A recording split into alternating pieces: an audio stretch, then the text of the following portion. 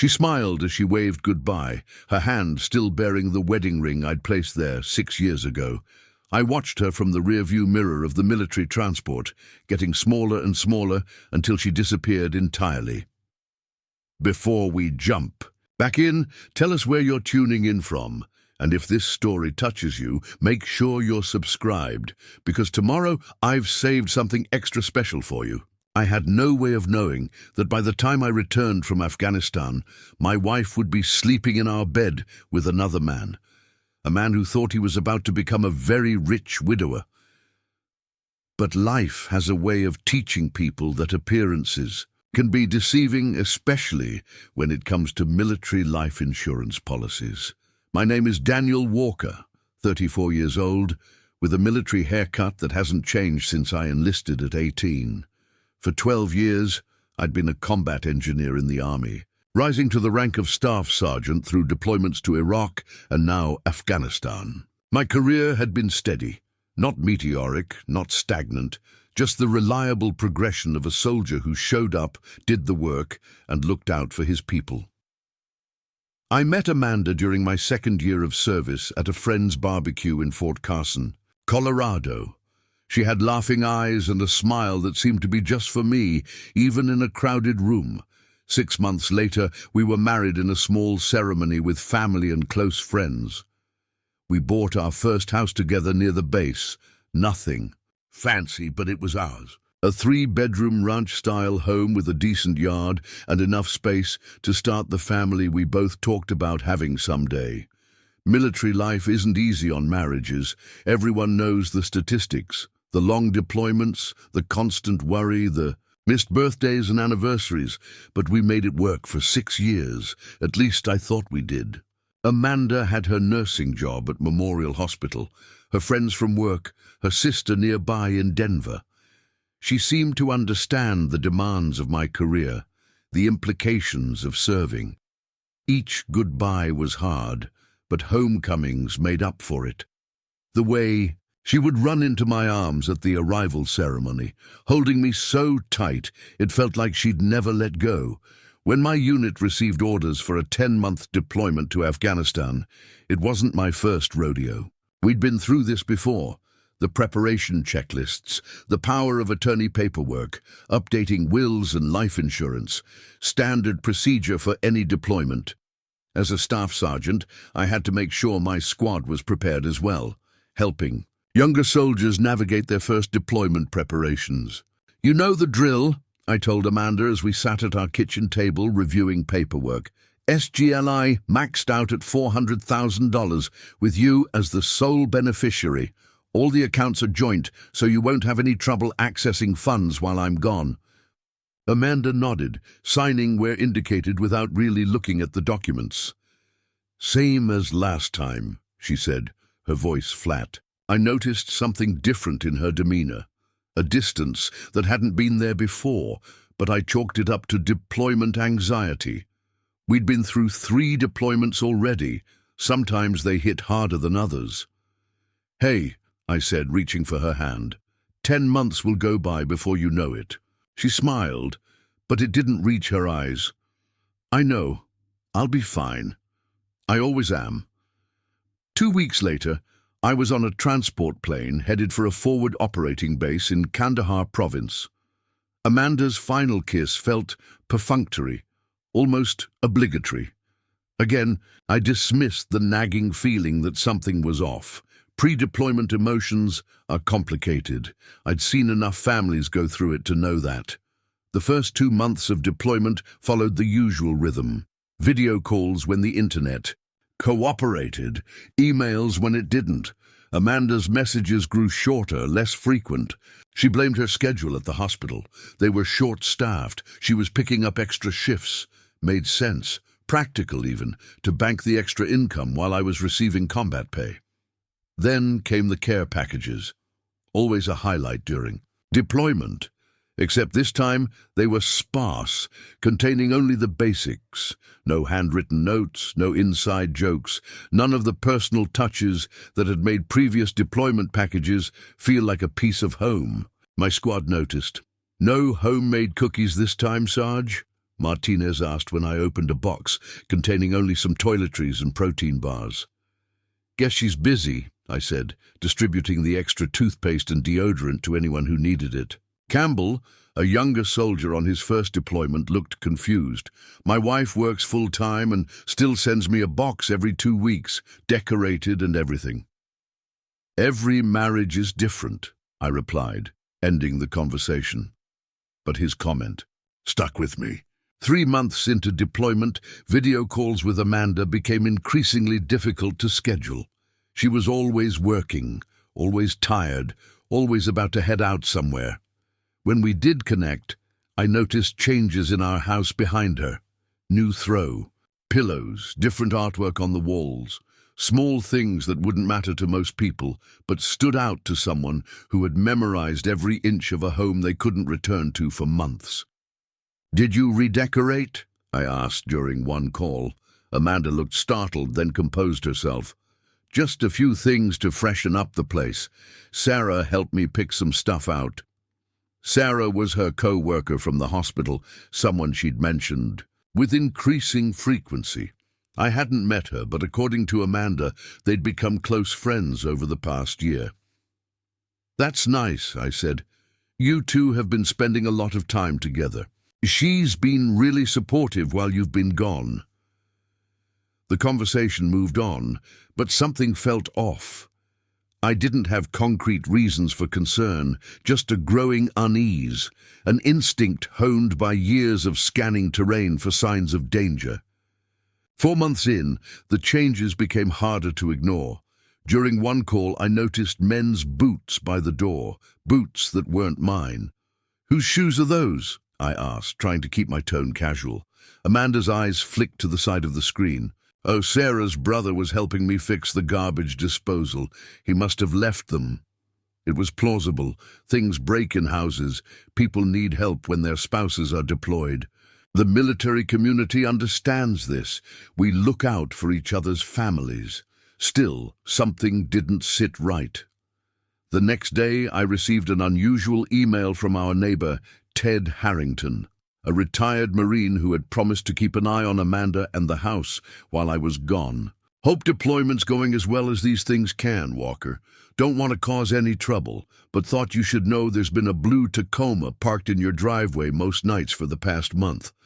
Guy looks like he's comfortable coming and going. Amanda said he's her cousin helping with house projects, but didn't think you'd mentioned any cousins staying over before. Just keeping you informed. Semper Fi." I stared at the email for a long time.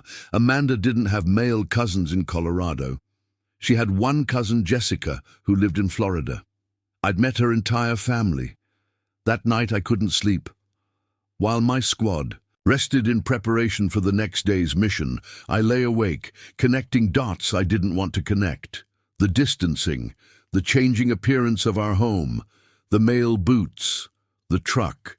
The next morning, bleary-eyed but resolved, I sent a short email to Amanda. "Is someone living in our house?" Her reply came hours later. "Daniel, I was going to tell you when the time was right. James is Sarah's brother. We've gotten close while you've been gone. He needed a place to stay after his divorce, and the house feels safer with someone there. It's temporary." I read the message several times, looking for what wasn't being said. The careful wording, the justification that preemptively addressed security, concerns any deployed soldier might have about their empty home. Too careful, too considered. In Afghanistan, I had access to limited resources, but I did have military buddies back home. I called in a favor from Wilson, who had returned from our unit 2 months earlier due to a knee injury. "Hey man, hate to ask, but could you drive by my place? See if there's a blue Tacoma, maybe get a sense of what's going on." Wilson didn't ask questions. He understood. "On it. I'll call you tomorrow." He called sooner than that. 6 hours later, my phone rang with a secure call from stateside. "Walker, I did a couple of drive-bys. Blue Tacoma in the driveway both times. Second time, saw a guy and Amanda unloading groceries, looking pretty, comfortable with each other. Preparing and narrating this story took us a lot of time, so if you are enjoying it, subscribe to our channel. It means a lot to us. Now back to the story. Holding hands when they thought nobody was watching. I took some pictures if you want them, but man, I don't think you do. My stomach dropped, but some part of me had already known. Tell me about the guy. Tall, maybe early 30s, looks like. He works out, wearing a North Valley Medical Center shirt. North Valley, the same hospital network where Amanda worked. Not Sarah's brother, a co-worker. The pieces were falling into place. Thanks, Wilson. I owe you. You don't owe me shit. This is what we do. You need anything else, you call. And Walker, I'm sorry, man. I ended the call and sat on my bunk, surround F by the sounds of a forward operating base at night. Distant generators humming, occasional radio chatter, soldiers snoring or quietly talking. Normal sounds in an abnormal situation. Now I had another abnormal situation to process. My wife was having an affair.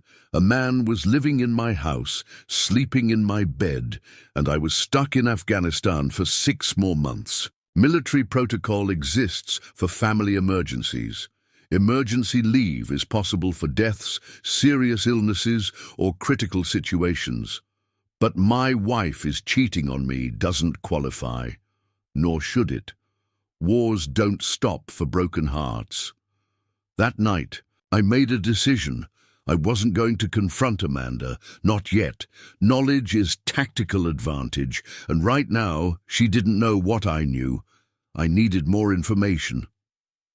Over the next week, I casually mentioned to Amanda that our internet connection was spotty, explaining why our video calls would be less frequent. In reality, I needed time to think without having to look at her face and pretend everything was normal. Instead, I focused on gathering information. Another email to Wilson. Can you find out who this guy is? Name, background, anything. Wilson. Came through again. James Mercer, 32, physician assistant at North Valley Medical Center, divorced 2 years ago, no kids. Had been working with Amanda in the emergency department for about a year. Social media showed them checking in at restaurants together as far back as 2 months before my deployment, always in groups, always looking innocent enough. But the timeline was becoming clear. This hadn't just happened while I was deployed. It'd been building before I left. The distance I'd sensed wasn't deployment anxiety, it was detachment. Amanda had already been pulling away. Military life teaches you to control your emotions, to channel anger and fear into productive action. So instead of firing off an accusatory email or making a scene during our next call, I started planning. Not out of vengeance, but self-preservation. First step, finances. I logged into our joint accounts. No unusual activity yet. Amanda wasn't draining funds or making suspicious transfers. But that could change, especially if she was planning to leave me for James. I didn't empty the accounts. That would alert her that something was wrong. But I did open a separate account at a different bank and began diverting a portion of my combat pay there. Just insurance. Next, I thought about the house. Both our names were on the mortgage and deed. Nothing I could do about that from Afghanistan. But I could document the current situation. Evidence of cohabitation could be relevant in divorce proceedings. I asked Wilson to continue his occasional drive-bys, keeping a log of the Tacoma's presence. Then there was the matter of my life. Insurance policy, the service members' group life insurance, SGLI, that every military member carries. Mine was set at the maximum, $400,000, with Amanda as the sole beneficiary.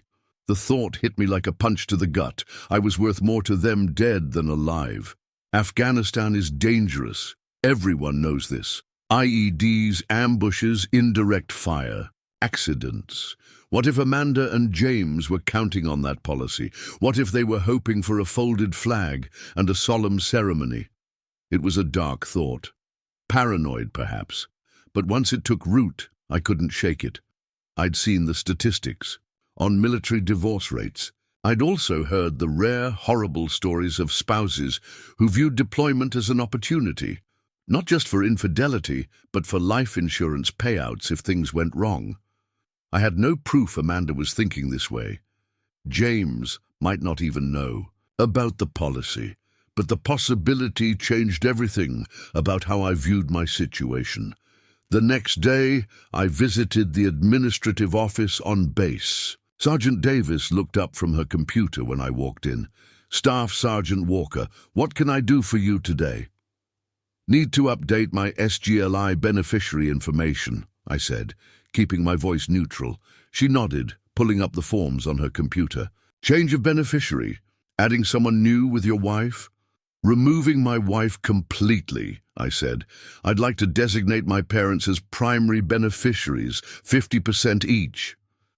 Davis paused, fingers hovering over her keyboard. In the military, changing life insurance beneficiaries away from spouses often signaled marital problems. She was professional enough not to ask, but her expression showed concern. "Just some estate planning adjustments," I added, offering the explanation before she could ask. "My parents are getting older, could use the financial security." She nodded, unconvinced but respecting my privacy. "I'll need you to fill out these forms. Changes take effect immediately upon processing, which usually happens within 24-48 hours. I completed the paperwork carefully, reading every line. $400,000 would no longer go to Amanda if something happened to me on this deployment. Instead, it would support my aging parents, my father's retirement and my mother's medical bills, people who had never betrayed me. As I signed the final form, I felt no triumph, no sense of getting even, just the hollow reassurance that I had protected myself in one small way. The weight in my chest remained. "Is there anything else you'd like to update while you're here?" Davis asked. "Emergency contacts? Power of attorney?" The power of attorney. I'd almost forgotten. Before each deployment, military members typically sign a power of attorney giving their spouse legal authority to handle financial and legal matters in their absence. Amanda had full POA for the duration of my deployment. "Yes," I said. "I need to revoke my current power of attorney and file a limited one instead." The new POA I created was restricted to specific matters: handling the mortgage payment from our joint account and dealing with any house emergencies. Nothing more. No authority to sell assets, take out loans, or make major financial decisions. As I left the administrative office, I felt more protected but no less hurt. The changes I'd made were pragmatic, necessary, but they didn't address the personal betrayal happening 7,000 miles away in my own bedroom. That night, I had a scheduled call with Amanda. I decided to keep it, maintaining the facade that everything was normal. She appeared on screen looking tired but smiling, that same smile that once seemed meant just for me. "Hey," she said, "how are things over there?" "Same as always, hot, dusty, busy." I kept my voice casual, studying her face for signs of guilt or deception. "How about you? Work keeping you busy?" "Yeah, crazy shifts. We had a multi-car pile-up come in yesterday, all hands on deck."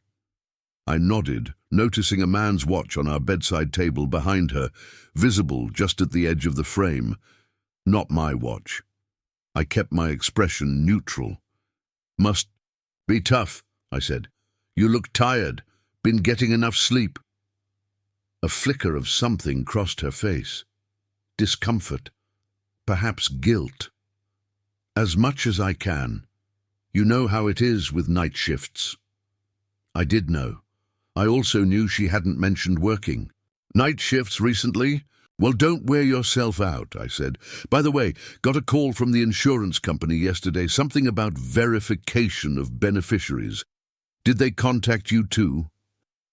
It was a lie, but I wanted to see her reaction. Her expression didn't change, but she blinked rapidly, a tell she'd had since I'd known her. "No, nothing," she said. "Is everything okay with the policy?" The specific interest in the policy, rather than general concern about insurance matters, was telling. "Everything's fine," I assured her. "Just routine checks they do during deployments, I guess." We chatted for a few more minutes about nothing important. As we were about to end the call, I decided to test one more thing. "Oh, I almost forgot. My squad's rotation might be shortened. Could be home in 3 months instead of 6. Her eyes widened slightly, not the reaction of a wife overjoyed at her husband's early return. "Really? That's great. When will you know for sure?" "Soon," I said. "I'll keep you posted." Another lie. Our deployment timeline hadn't changed, but her reaction told me everything I needed to know. She wasn't looking forward to my return. She was dreading it. After ending the call, I sat on my bunk for a long time, turning the situation over in my mind. The rational part of me knew I should just confront her, end the charade, start divorce proceedings. The emotional part couldn't bring myself to do it, not while deployed. Not while I needed my focus for the dangerous work we were doing every day. There's a saying in the military: mission first. Personal problems, family issues, emotional distress, none of it can interfere with the mission. People's lives depend on clear heads and full concentration. I couldn't let my squad down by becoming distracted with divorce drama mid-deployment. So I made another decision: compartmentalization, a skill every soldier learns. I would continue gathering information, continue protecting myself legally and financially, but I would not confront Amanda until after deployment. I would play along, letting her think I remained oblivious, giving myself time to plan my next steps carefully. The following week, I received an unexpected email from Amanda. "Daniel, I've been thinking about our future. When you get back, we should talk about where we're headed. These deployments are so hard, and I'm not sure I can do this military life much longer. Maybe it's time to consider separation. You from the army, I mean. We could have a more normal life. Just something to think about. Love you." The email was carefully worded, separation from the army, but the subtext was clear. She was laying groundwork, starting to suggest our relationship might not continue without directly saying so, preparing me for what was coming, perhaps easing her own conscience. I replied with deliberate ambiguity, "I understand. We'll talk about everything when I get back. Stay safe." Let her interpret that however she wanted. Meanwhile, Wilson continued his reconnaissance. James was now living openly in our house. His mail was being delivered there. His parents had visited one weekend. He and Amanda were acting like an established couple, not even trying to hide it from the neighbors anymore. "Want me to confront them?" Wilson asked during one call. The anger in his voice was evident, the special kind of fury military members feel when one of their own is betrayed during deployment. "No," I said firmly. "No confrontation, just information." "Roger that," he replied, professional as always, despite his personal feelings. "Just say the word if that changes." 5 months into deployment, something unexpected happened. During a routine patrol, our vehicle hit an IED.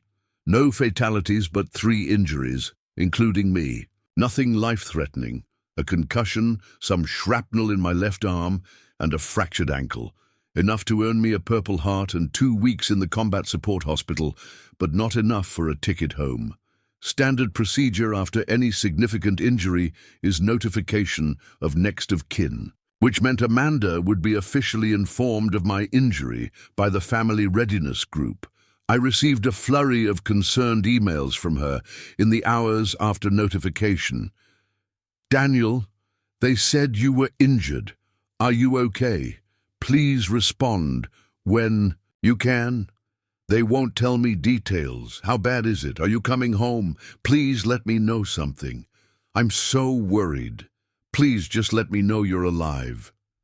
The messages seemed genuinely concerned, but I couldn't help wondering if part of that concern was about the life insurance policy.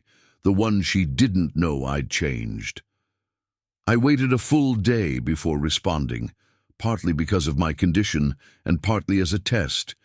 I'm okay. Concussion. Some shrapnel, broken ankle. Nothing serious, not getting sent home. Don't worry. Her reply came quickly. Thank God, I was so scared. Do you need anything? Should I send a care package? The first offer of a care package in months. I couldn't help but note the timing. No need. Medical has everything I need.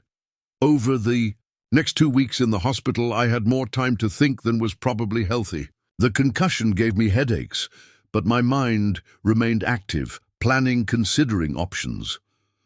By the time I was released back to limited duty, I had formulated my approach for the remainder of the deployment and my eventual return.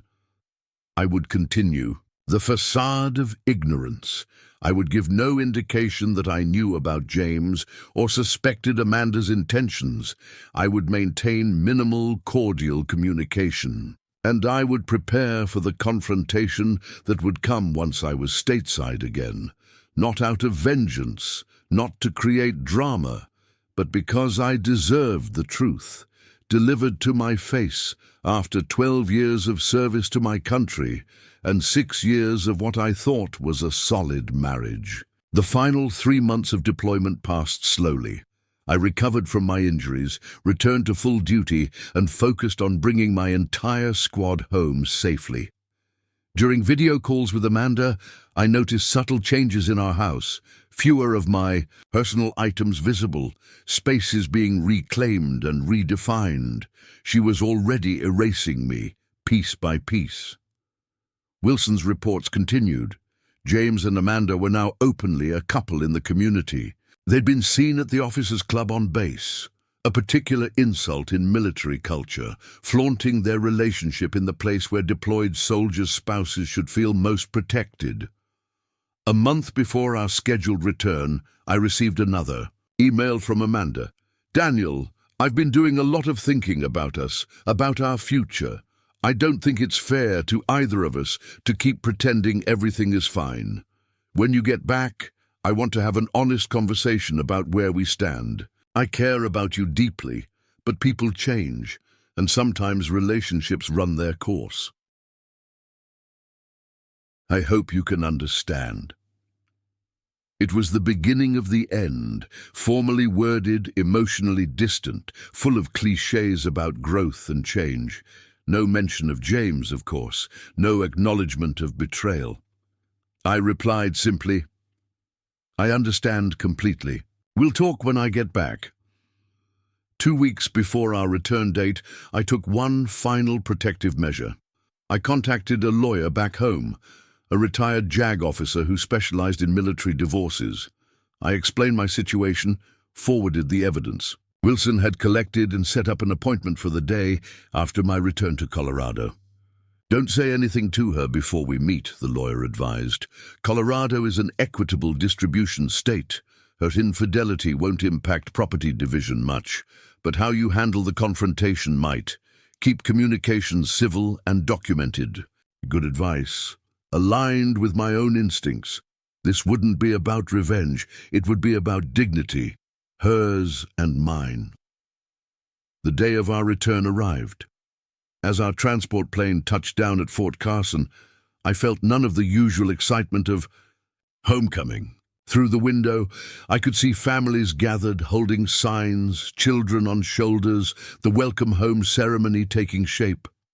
I wondered if Amanda would be there, what role she would play in this final act of our marriage. She was there, standing, somewhat apart from the more exuberant family groups, wearing the blue dress I'd always liked, looking nervous. No sign of James, at least. She'd had the decency not to bring him. As we disembarked and formed up for the brief ceremony, I caught her eye across the distance. She raised her hand in a small wave, attempted a smile. I nodded in acknowledgement, but focused on the formation, on the final moments with my squad, before we would be released to our families. After the ceremony, she approached hesitantly. "Welcome home," she said, moving as if to hug me, then stopping herself, uncertain of the reception. I gave her a brief, formal embrace. The kind you'd give a distant relative. Thanks for coming, I said. Your parents wanted to be here, she said quickly. I told them you'd probably be tired, that they should wait and visit next week instead. An interesting choice, discouraging my parents from attending my homecoming. I wondered if she was already planning how our first conversation would go, wanting to control the narrative from the beginning. I called them from the layover in Germany, I said. They understood. We collected my bags and walked to her car in awkward silence. The blue Tacoma was nowhere to be seen, but I hadn't expected it would be. James had clearly made himself scarce for the homecoming. You look good, she offered as we drove toward our house. The injury, you can hardly tell. The military hospitals are surprisingly effective, I replied. How have you been? Busy with work, the usual. She paused, then added, I've been getting the house ready for you, cleaned everything. I bet you did, I thought, but didn't say. Removing all traces of your boyfriend before the husband returns. When we arrived home, I noted the subtle changes that hadn't been visible on video calls. Different throw pillows on the couch, a new coffee table, small adjustments that made the space feel less like mine. I need a shower, I said, heading toward the bedroom with my bags. I'll make some coffee, she replied, visibly relieved at the momentary reprieve from conversation. In the bedroom, evidence of hasty changes was more apparent. The closet, once half full of my civilian clothes, now contained only my uniforms and a few casual items. The drawers in my dresser held only basic essentials. Photos of us that had decorated the walls were gone, replaced by generic landscapes. She'd been thorough, but not thorough enough. A man's razor still sat in the shower when I went to clean up. After my shower, we sat at the kitchen table with coffee, the silence stretching between us. So, she finally said, I guess we should talk about James, I asked calmly, watching her face pale, or about something else. Her cup clattered against the saucer. You know? I've known for months, I replied. Neighbors talk, friends observe. Not much stays secret in a military community, Amanda. She looked down at her hands, twisting her wedding ring, the one she still wore despite everything. It's not what you think. It rarely is, I agreed. But I'm curious what version you think I've imagined, and how it differs from you moving your boyfriend into our home while I was in a combat zone. Her eyes filled with tears, whether from guilt or being caught. I couldn't tell. It just happened. Daniel, I was lonely. The deployments, they're so hard. James understood. His brother was military. He was just helping at first then. Then he moved in, I finished for her. Started receiving mail here. Met your parents. Slept in our bed. All while I was dodging IEDs in Afghanistan. She flinched at the directness but didn't deny anything. I was going to tell you. In your own time, I acknowledged. With your carefully worded emails about honest conversations and relationships running their course. No mention of the man already living in my house. What do you expect me to say? A flash of defensiveness now. That I'm a terrible person. That I couldn't handle being a military wife anymore. Fine, it's all true. I don't expect you to say anything, I replied. I expected you to be honest before I deployed, if you were having doubts. I expected you not to move someone into our home while I was gone. I expected basic respect, if not for me, then for the commitment we made. She wiped at her eyes. So what happens now? You want the house? Half our savings? What?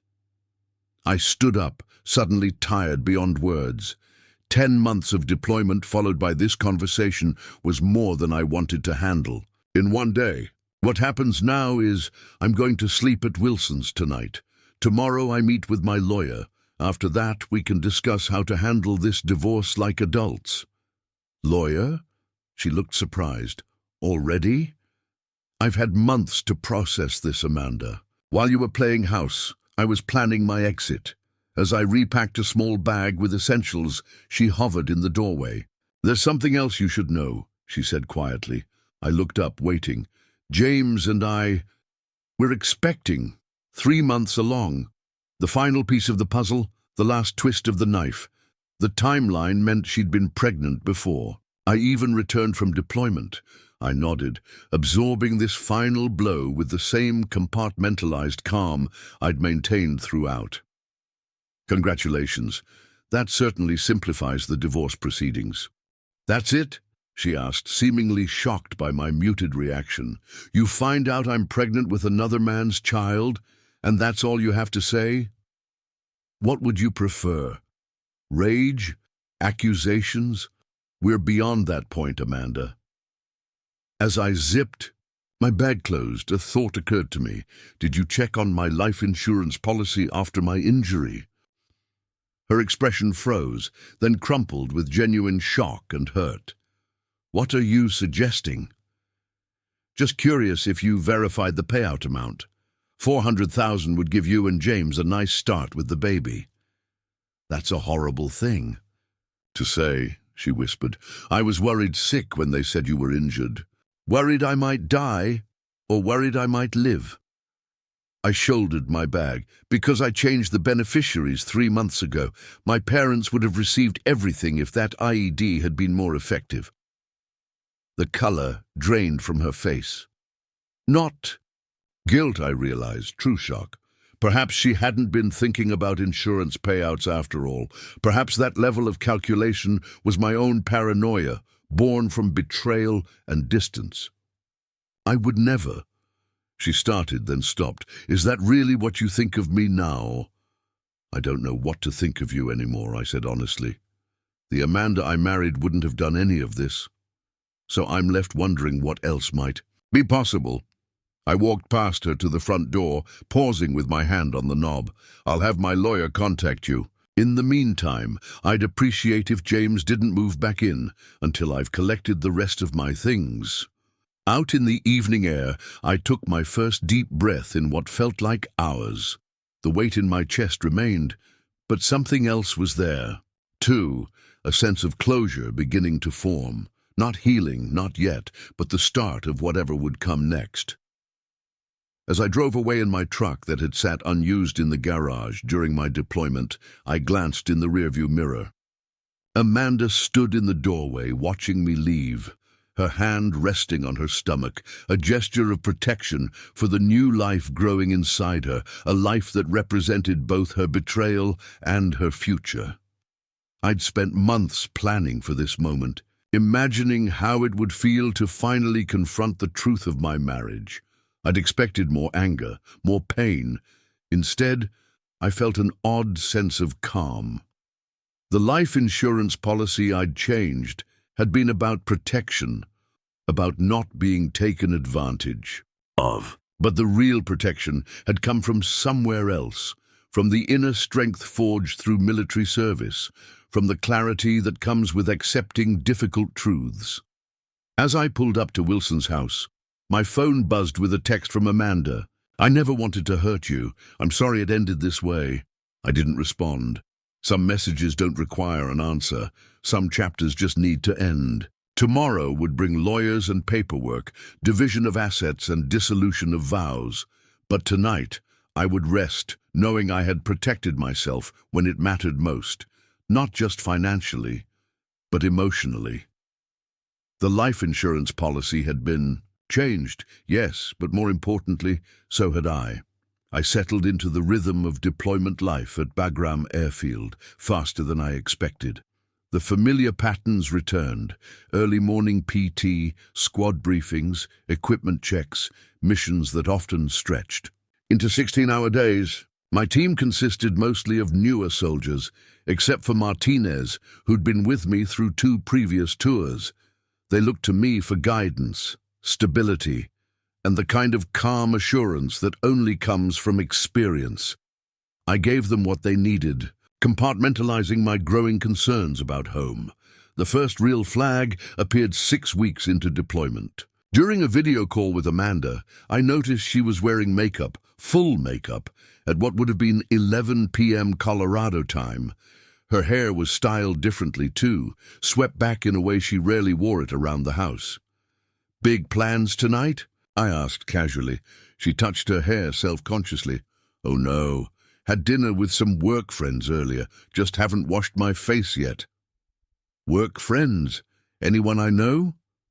Just people from the hospital. Sarah was there, and Mark from radiology, and some of the new staff. She changed the subject quickly, asking about my day, my squad, the weather, deflection techniques I recognized from counseling younger soldiers trying to hide problems. I didn't press it. The satellite connection was spotty anyway, and confrontations over video never end well. But the moment stayed with me. The next day, I emailed my old friend Wilson. We'd served 3 tours together before his medical discharge last year. He'd settled back in Colorado Springs, not far from our base. Hey, brother, hate to ask, but could you do me a solid? Amanda's been acting strange. Mentioned going out with co-workers last night. Any chance you could swing by the house sometime? Just casual drive-by to see if everything looks normal? I know it sounds paranoid, but something feels off. Wilson's reply came quickly. Say no more, I got you. We'll check it out and let you know what's up. Stay safe over there. 3 days passed. 3 days of clearing routes, training Afghan forces, maintaining the delicate balance between vigilance and accessibility that defined our mission. 3 days of pushing away thoughts about Amanda, focusing instead on keeping my squad alive and effective. Then Wilson's email arrived. Drove by twice yesterday, first time around 6 p.m., nothing unusual, second time about 10:30 p.m., blue Toyota. Tacoma in the driveway, lights on in the living room and bedroom, could be nothing, maybe a friend visiting, but wanted you to know. A truck I didn't recognize parked in my driveway late at night. It could be innocent, a co-worker dropping off something, a friend visiting, even a neighbor borrowing the driveway temporarily, but combined with the makeup, the deflection, the gradually shortening calls and emails. My soldier's instinct was screaming. I didn't confront Amanda immediately. Instead, I started paying closer attention to patterns, her unavailability for calls on certain evenings, the increasing mentions of work events and staff gatherings, the gradual decrease in affection and personal details in her messages. 2 weeks after Wilson's first report, I asked him to do another drive-by, this time on a Tuesday, when Amanda had cancelled our scheduled call due to a hospital emergency. His message was brief but devastating. Same blue Tacoma in driveway, 9 p.m. Checked plates, registered to James Mercer, North Valley Medical Center employee according to Facebook. Man and woman looked like Amanda, unloading groceries together. Laughing, familiar body language, looked comfortable with each other. I'm sorry, brother. The confirmation hit like an ambush. Even though I'd suspected it, the reality was different, worse. I sat on my bunk staring at my laptop screen, the background noise of the barracks fading away as my mind processed what this meant. Amanda wasn't just having dinner with colleagues. A man was at our house late at night, helping with groceries, displaying the easy familiarity that suggested this wasn't the first time. I pulled up my phone, scrolled through recent photos Amanda had sent, casual snapshots of our house, the backyard, normal life goes on images deployed soldiers crave. Looking more carefully now, I noticed small changes in the background, a different coffee maker than the one we'd had, a jacket hanging on the coat rack that wasn't mine, a laptop on the kitchen counter that didn't belong to either of us. The signs had been there all along, I just hadn't wanted to see them. That evening, during a rare moment of downtime, Martinez found me sitting alone outside the barracks, staring at nothing in particular. Everything good, Sarge? He asked, lighting a cigarette. Yeah, fine. The automatic response of every soldier who doesn't want to talk about what's bothering them. Martinez wasn't buying it. With all due respect, that's bullshit. You've been checking your phone every 5 minutes all day. And you've got that 1,000-yard stare that's not about the mission. I considered brushing him off, maintaining the professional distance leaders are supposed to keep, but Martinez had pulled me out of a collapsed building in Mosul during our last deployment. We'd spent 18 hours trapped together waiting for extraction. Some bonds transcend rank. Think my wife's cheating, I said finally. Got a buddy back home keeping an eye on things. Doesn't look good. Martinez took a long drag, blew smoke away from us. Shit, Sarge. I'm sorry. Yeah. What are you going to do? I shook my head. Not much I can do from here. Can't exactly hop on a plane and confront her. You gonna call her out? Not yet. Need more information. Need to be sure. Martinez nodded, understanding the tactical approach. Smart. No sense tipping your hand until you know what you're dealing with. We sat in silence for a few minutes, the distant sound of helicopters and the everyday noise of the base filling the space between us. My first deployment, Martinez said finally, came home to find my girlfriend had moved her ex back in. 2 days after I left, didn't even try to hide it when I got back. Said she wasn't cut out for military life. Like 6 months of me being gone was too much to handle. I glanced at him. What'd you do? Moved out. Got drunk for about a week. Eventually realized I was better off. He shrugged. Military relationships are hard, man. Takes a special kind of person to handle it. 6 years, I said quietly. Thought she was that kind of person. Martinez crushed his cigarette under his boot. People change, Sarge. Or maybe they just show who they really were all along when the pressure's on. He stood, clapped me on the shoulder. Whatever you decide to do, the squad's got your back. Just don't let it mess with your head out there. We need you focused. Appreciate it, I said, meaning it. I'm good. I know you are. That's why you're in charge. He headed back toward the barracks, then paused. Hey, Sarge, don't do anything stupid like calling her when you're angry. Learned that one the hard way, too. Smart advice. I decided to wait, gather more information, and plan my approach carefully. The military had taught me that acting on incomplete intelligence could be deadlier than not acting at all. The next morning, I sent Wilson another message. Need more details on this James Mercer. How often is he there? Any patterns? Does it look like he's staying overnight? Wilson's response was thorough. Over the next 2 weeks, he drove by our house at various times, noting the Tacoma's presence, often overnight, disappearing around 7 a.m., returning by 8 p.m. on most weekdays. He managed a few photographs showing Amanda and James together, walking to the truck, carrying takeout into the house, once embracing briefly in the driveway. Not to pour salt in the wound, Wilson wrote, but it looks like he's basically living there, man. Mailman delivered something he had to sign for. Looked like he knew exactly who lived there. Neighbors don't seem surprised to see him coming and going. This is so. The pattern was clear. This wasn't a casual fling or a recent development. James Mercer had essentially moved into my house while I was deployed. The level of betrayal was staggering, not just to our marriage vows, but to the most basic understanding between military spouses. The home front is supposed to be stable, secure, something you don't have to worry about while facing daily dangers in a combat zone. I had a decision to make. Confront Amanda now, or continue gathering information while maintaining the illusion that I knew nothing. The tactical part of me, the soldier, knew that information was power. The more I knew before showing my hand, the better position I'd be in when it came time for the inevitable confrontation. But the husband in me wanted answers immediately. Wanted to call her, demand explanations, hear whatever justification she thought made this acceptable. I chose the tactical approach. During our next scheduled call, I gave no indication that I knew anything unusual was happening. Instead, I mentioned casually that a package might be delivered to the house, something I'd ordered for her birthday, which was still months away. If you're not home, maybe ask a neighbor to keep an eye out for it, I suggested. Amanda looked momentarily uncomfortable. I'm usually home in the evenings. It shouldn't be a problem. Oh, great, I said, watching her expression carefully. How's the house holding up? Any maintenance issues I should know about? Everything's fine, she said quickly. Sarah's brother helped me fix the garbage disposal last week.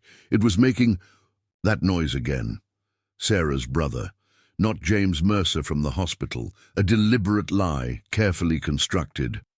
That's nice of him, I replied, keeping my voice neutral. Have him send me an invoice if he wants anything for his time. Oh, no need. He was happy to help. She brushed a strand of hair behind her ear, a nervous gesture I recognized from 6 years of marriage. How are things there? Any word on when you might get leave? Another deflection, another change of subject. The pattern was becoming clearer with each conversation. After the call ended, I sat down and wrote out what I knew for certain. 1. A man named James Mercer was spending nights at my house. 2. He worked at the same hospital as Amanda.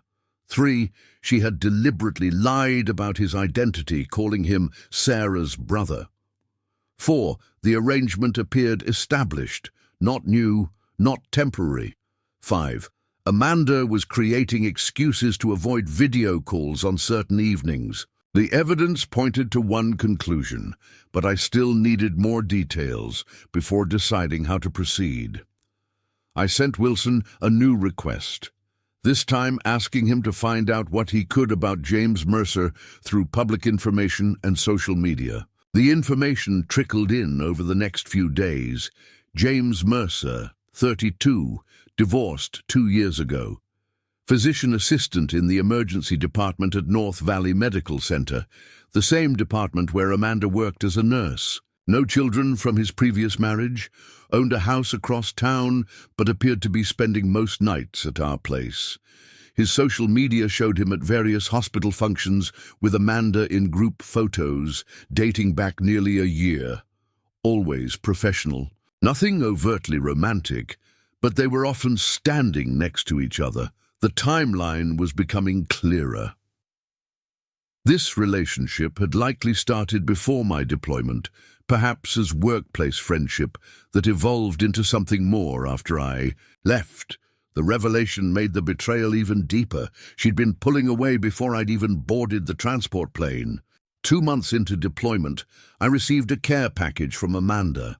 Unlike previous deployments where her packages had been filled with personal touches, handwritten notes, small mementos, inside jokes, this one contained only generic items.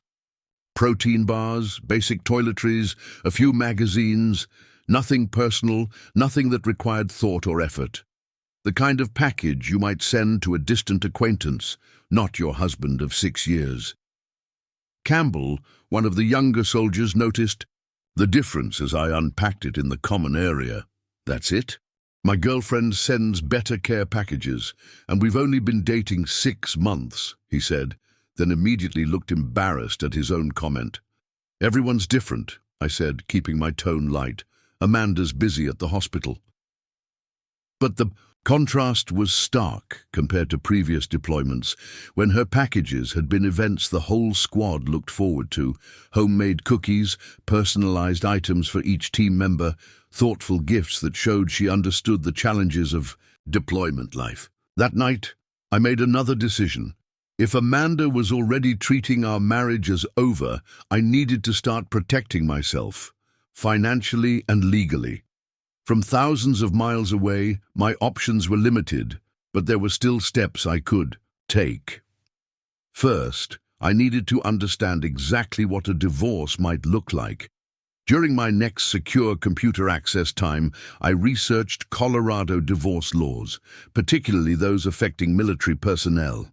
I learned that Colorado is an equitable distribution state, meaning assets acquired during marriage would be divided fairly but not necessarily equally. I also confirmed that adultery, while grounds for divorce, typically didn't impact property division significantly. Next, I needed to protect our joint finances without overtly alerting Amanda that something was wrong. I couldn't empty our accounts. That would be both legally problematic and a clear signal that I knew about her betrayal. Instead, I opened a separate account at a different bank through their military services division, which allowed for remote account creation. I arranged for a portion of my deployment pay to be deposited there rather than our joint account. Not everything, just enough to give me financial breathing room if things fell apart quickly upon my return. I also began documenting everything. Each of Wilson's reports, time-stamped and saved. Screenshots of Amanda's increasingly infrequent and impersonal messages. Notes from our calls, recording inconsistencies and lies by omission. The military had taught me the value of thorough documentation. It would serve me well in a different type of battle. 3 months into deployment, Amanda's communications pattern shifted again. Her messages became more frequent but less substantial. Surface level. Updates about weather. Generic questions about my day. Brief mentions of work that carefully avoided naming specific colleagues. The increase in frequency felt compensatory, as if quantity could make up for the lack of intimacy and honesty. During one video call, I noticed something that sent ice through my veins. A man's watch on our bedside table, visible just at the edge of the frame. Not my watch. I kept my expression neutral as Amanda chatted about a new restaurant that had opened near the hospital. "Sounds nice," I said, then deliberately glanced toward the corner of my screen where the watch was visible. "Is that a new clock by the bed?" Amanda's eyes flicked to the side. She registered the watch, and for a split second panic crossed her face before she recovered. "Oh, that's just something the repair guy left when he was fixing the air conditioning," she said too quickly. "I need to return it to the company." Another lie, poorly constructed this time. Our central air hadn't had any issues before I left, and even if it had, repair technicians don't typically remove their watches during service calls. "Make sure you do," I said, letting the moment pass. "Those things can be expensive." After the call, I requested Wilson make another pass by the house, this time specifically looking to confirm James was still staying there regularly. His report confirmed my suspicions. The pattern continued, with the blue Tacoma now present almost every night. 4 months into deployment, a new complication arose. Our unit was assigned to a high-risk operation escorting a convoy through territory known for IED activity. Standard mission, higher than average danger. Before heading out, I did something I'd never done before. I updated my will and life insurance beneficiary information. Military members carry SGLI, Service Members Group Life Insurance, with coverage up to $400,000. Like most married soldiers, I had Amanda listed as my sole beneficiary. Sitting in the administrative office on base, I stared at the form, pen, hovering over the beneficiary line. If something happened to me on this mission, Amanda and James would receive a significant payout. The thought turned my stomach. I wasn't ready to remove her completely. That would require a conversation we hadn't had yet. But I couldn't leave things as they stood. I designated my parents as 50% beneficiaries, leaving Amanda with the other half. It was a compromise that reflected my uncertainty about our future, while still acknowledging our legal marriage. Sergeant Miller, the admin specialist processing the form, raised an eyebrow but said nothing. Changing beneficiaries before high-risk missions wasn't uncommon, but shifting away from spouses always raised questions. "Just hedging my bets," I said, offering an explanation before she could ask. "Parents are getting older, could use the security." She nodded professionally. "Should be processed in 24-48 hours, Staff Sergeant." The convoy mission went smoothly, tense, but ultimately uneventful. As we returned to base, I found myself wondering if I'd overreacted with the beneficiary change. Then I checked my messages and found a new email from Wilson with a simple subject line: "You should see this."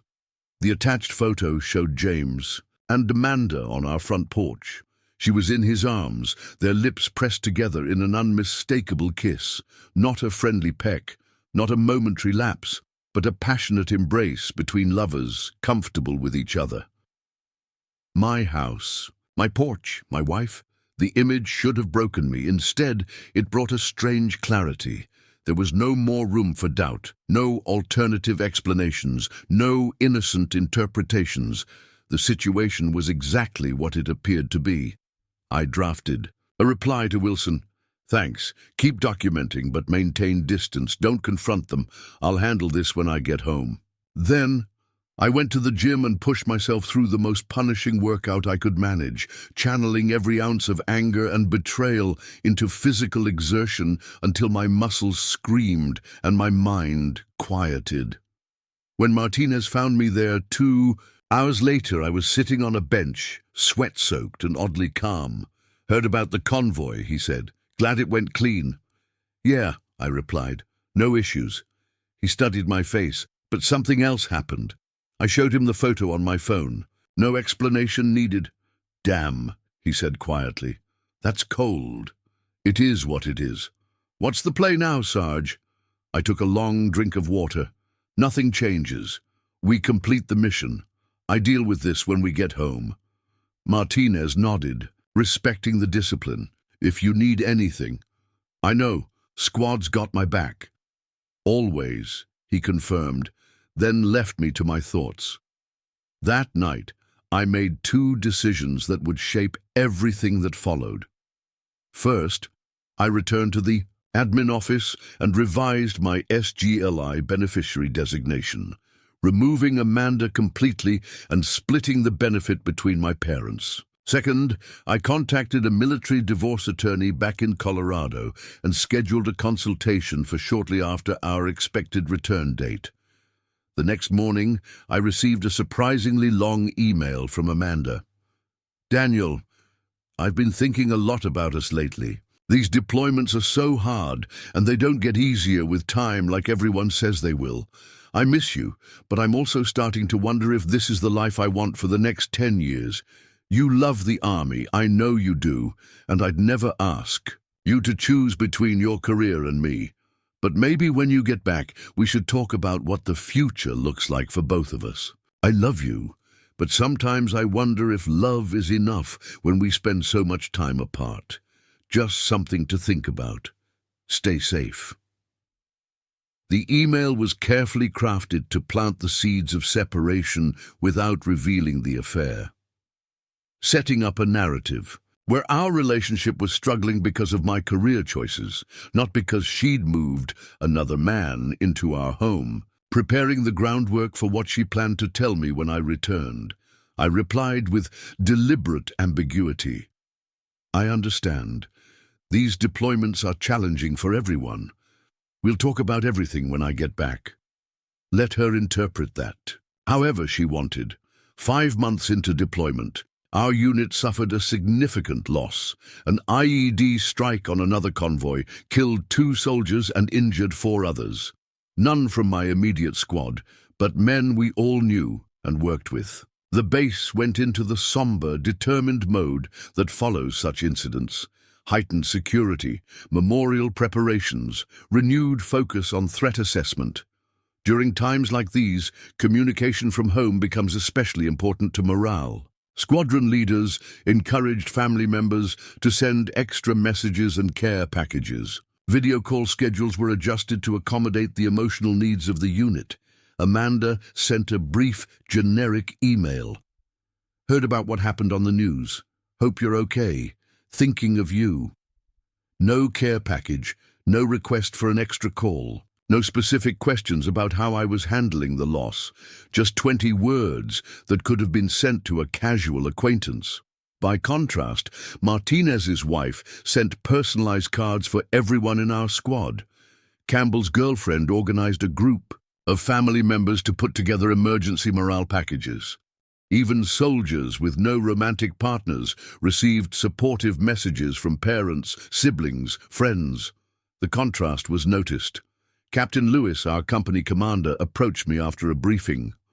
Walker, everything okay on the home front? Haven't seen your wife on the family support chain emails lately. I maintained my professional demeanor. She's been busy with work at the hospital, sir. Understaffed, extra shifts. He nodded, but his expression showed he'd picked up on something. If you need any support resources, my door's open, for any reason. Appreciated, sir, but I'm good. Never doubted it, Walker. Just making sure. The exchange confirmed what I already knew. Amanda's withdrawal wasn't just noticeable to me. It was becoming apparent to my chain of command. In the close-knit military community, such changes rarely go unnoticed. 6 months into deployment, Wilson sent a new report that escalated the situation further. James Mercer had been overheard at a local restaurant telling a friend he was practically living with his girlfriend while her husband was deployed. According to Wilson's source, a friend of a friend who'd recognized Amanda from base events, James had laughed about the arrangement, calling it the perfect setup and suggesting that military guys should expect this kind of thing. The casual cruelty, the open disrespect, it changed something fundamental in how I viewed the situation. This wasn't just Amanda making a mistake or seeking comfort during a difficult separation. This was two people deliberately making a mockery of my service and our marriage. That night, I made my final decision. Upon returning home, I would proceed directly to divorce. No attempts at counseling, no benefit of the doubt, no chance for reconciliation. The marriage was over, had been over for months without my knowledge. All that remained was to formalize its end on my terms, not theirs. I updated my separate financial account, increasing the percentage of my pay directed there. I contacted the divorce attorney again, requesting his guidance on immediate steps to take upon my return. I documented everything Wilson had reported, creating a comprehensive timeline of the affair. The next day, during a routine patrol, everything changed. Our vehicle hit an IED on a road we'd traveled dozens of times before. The explosion wasn't catastrophic. The armored vehicle absorbed most of the impact, but it was enough to cause injuries. Martinez took shrapnel to his leg. I suffered a concussion, a fractured wrist, and lacerations from shattered glass. Medical evacuation was immediate and efficient. Within hours, we were at the field hospital on base, being treated by the surgical team. My injuries weren't life-threatening, but they were significant enough to trigger the military's notification protocol. As next of kin, Amanda would be officially informed of my injuries by the Family Readiness Group. As I lay in the hospital bed, head pounding and wrist immobilized, I thought about how she would receive the news. Would she be genuinely concerned? Would she share the information with James? Would they discuss what might happen if my injuries had been fatal? The morphine made my thoughts fuzzy, but one stood out with crystal clarity. I was glad I'd changed my life insurance beneficiaries. Whatever Amanda's reaction to news of my injuries, at least I knew she and James wouldn't profit from my death. The following morning, my phone was returned to me. Multiple missed calls and messages from Amanda. "Daniel, they said you were injured. How bad is it? Please let me know you're okay." "They won't tell me details, just that you're stable. Please. Call when you can. I'm so worried. At least let me know you're alive." The messages seemed genuinely concerned, but after months of deception, I couldn't trust my ability to read her sincerity. I waited until the evening, when my head had cleared somewhat, before responding with a brief text. "Concussion and broken. A wrist. Nothing serious. Staying on deployment. Don't worry." Her reply came immediately. "Thank God. I was so scared. Do you need anything? Should I send something?" The first offer of support in months, coming only after she'd been officially notified of my injury. I couldn't help but note the timing. "No need. Medical has everything covered." 2 days later, Wilson sent a new report. "Blue Tacoma, still at your house nightly. No apparent change in routine after your injury notification." So while Amanda sent worried messages, nothing about her living arrangement with James had changed. The concern was performative, not substantive enough to alter her behavior. I spent a week in the base hospital before being cleared for limited duty. During that time, I made my final preparations for the confrontation that would come upon my return. I refined my approach, not out of vengeance, but from a desire for clarity and resolution. I deserved the truth, delivered to my face, after 12 years of service and 6 years of what I thought was a solid marriage. As I returned to limited duty, Martinez limped over to my bunk, his leg heavily bandaged from his own shrapnel wounds. "So what's the plan for when we get home, Sarge?" he asked quietly, making sure we wouldn't be overheard. "Clean break," I replied. "No drama, no revenge, just facts, consequences, and moving on." He nodded approvingly. "Dignity intact. That's the goal." "She doesn't deserve that consideration," he noted. "It's not for her," I told him. "It's for me. I want to be able to look at myself in the mirror afterward." Martinez clapped me on the shoulder, a rare gesture of physical support between soldiers. "That's why you're the one in charge, Walker, always the bigger person." "Not always," I admitted. "But this time, it matters." As we moved into the 7th month of deployment, with return now visible on the horizon, Amanda's messages took on a new tone, more frequent, more deliberately affectionate, but still carefully avoiding any mention of our future together. She was setting the stage for whatever conversation she planned to have when I returned, unaware that I was doing the same from my end. The clarity of purpose I'd found after seeing that photograph of her with James remained. The injury had only strengthened my resolve. What had started as confusion and hurt had crystallized into determination. I would handle this situation as I'd been trained to handle any tactical challenge, with preparation, discipline, and a clear objective. 4 weeks before our scheduled return date, I received an email from Amanda that confirmed everything. "Daniel, I've been doing a lot of thinking about us and our future. I don't think it's fair to either of us to keep pretending everything is fine. When you get back, I want to have an honest conversation about where we stand. I care about you deeply, but people change and sometimes relationships run their course. I hope you can understand."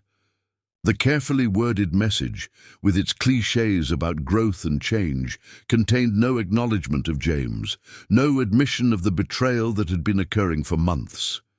It was the sanitized version she wanted to present, a natural growing, apart rather than a deliberate deception. I replied simply, "I understand completely. We'll talk when I get back." And we would, but not the conversation she was expecting. Not the gentle, mutual decision to separate she seemed to be choreographing. Instead, a reckoning with the truth, the whole truth, that she had worked so hard to conceal. 2 weeks before our return, I contacted a storage facility near Fort Carson and reserved a unit. I arranged for Wilson to meet me at the airport when we landed, separate from the official homecoming ceremony. I confirmed my appointment with the divorce attorney for the day after our arrival. Every piece was in place, every contingency considered. The military had taught me to prepare for all possible scenarios, and I had applied that training to what awaited me at home. As our deployment entered its final days, I found myself strangely calm. The anger hadn't disappeared, but it had transformed into something focused and controlled. I wasn't returning for revenge or confrontation, but for resolution and the chance to rebuild my life, a life that would no longer include Amanda or the betrayal she represented. The night before our departure from Afghanistan, Martinez found me packing my gear methodically, everything in its designated place. "Ready for tomorrow?" he asked. "For the flight? Absolutely. For what comes after?" I zipped my bag closed, with finality, as ready as I'll ever be. He nodded, understanding that some battles can't be fully prepared for, only faced when the time comes. "Whatever happens," he said, "remember what got you through this deployment." "The squad," I replied automatically. "No," Martinez corrected. "Your own strength. That's what got you through finding out about her, the injury, all of it. Don't forget that when you're facing her." He was right. Through every revelation, every painful discovery, I had found reserves of resilience I hadn't known I possessed. That strength would carry me through what came next, the confrontation with Amanda, the dissolution of our marriage, and whatever future awaited beyond. As I boarded the transport plane the next morning, I took one last look at the base that had been my home for the past 7 months. A chapter of my life was ending. More than one, in fact. But I was returning with something I hadn't possessed. When I left, absolute clarity about who I was and what I deserved. The wheels lifted off Afghan soil. Homecoming was 18 hours away. The moment of truth, 7 months in the making, was finally at hand. The military transport touched down at Peterson Air Force Base with the familiar jolt and screech that signaled home soil. After nearly 18 hours of flying, the exhaustion should have overwhelmed everything else.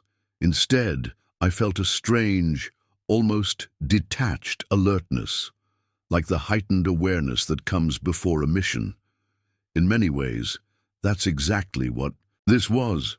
As we taxied toward the reception area, I could see the crowd through the small windows. Families gathered with signs and flags, children on shoulders, the welcome home ceremony taking shape in the spring Colorado sunshine. Somewhere in that crowd was Amanda, playing her part one last time. "You good?" Martinez asked from the seat. Beside me, his injured leg stretched awkwardly into the aisle. "Ready as I'll ever be," I replied, checking my phone. Wilson had confirmed he'd be waiting in the parking lot after the ceremony. My extraction plan, once the official homecoming concluded. The plane came to a stop. The loadmaster gave instructions. We gathered our carry-on gear and prepared to disembark, falling into the disciplined lines that had become second nature. Through the windows, I scanned the crowd until I found her, standing, somewhat apart from the more enthusiastic family groups, wearing a blue dress I'd bought her 2 Christmases ago, looking nervous. The sight of her hit me harder than I'd anticipated, a complicated tangle of familiar love and fresh betrayal. "Remember," Martinez said quietly beside me, "dignity intact." I nodded, grateful for the reminder. "See you on the other side." As we filed out of the aircraft into the bright Colorado day, the crowd erupted in cheers. Children ran toward fathers they barely recognized. Wives embraced husbands they hadn't touched in over half a year.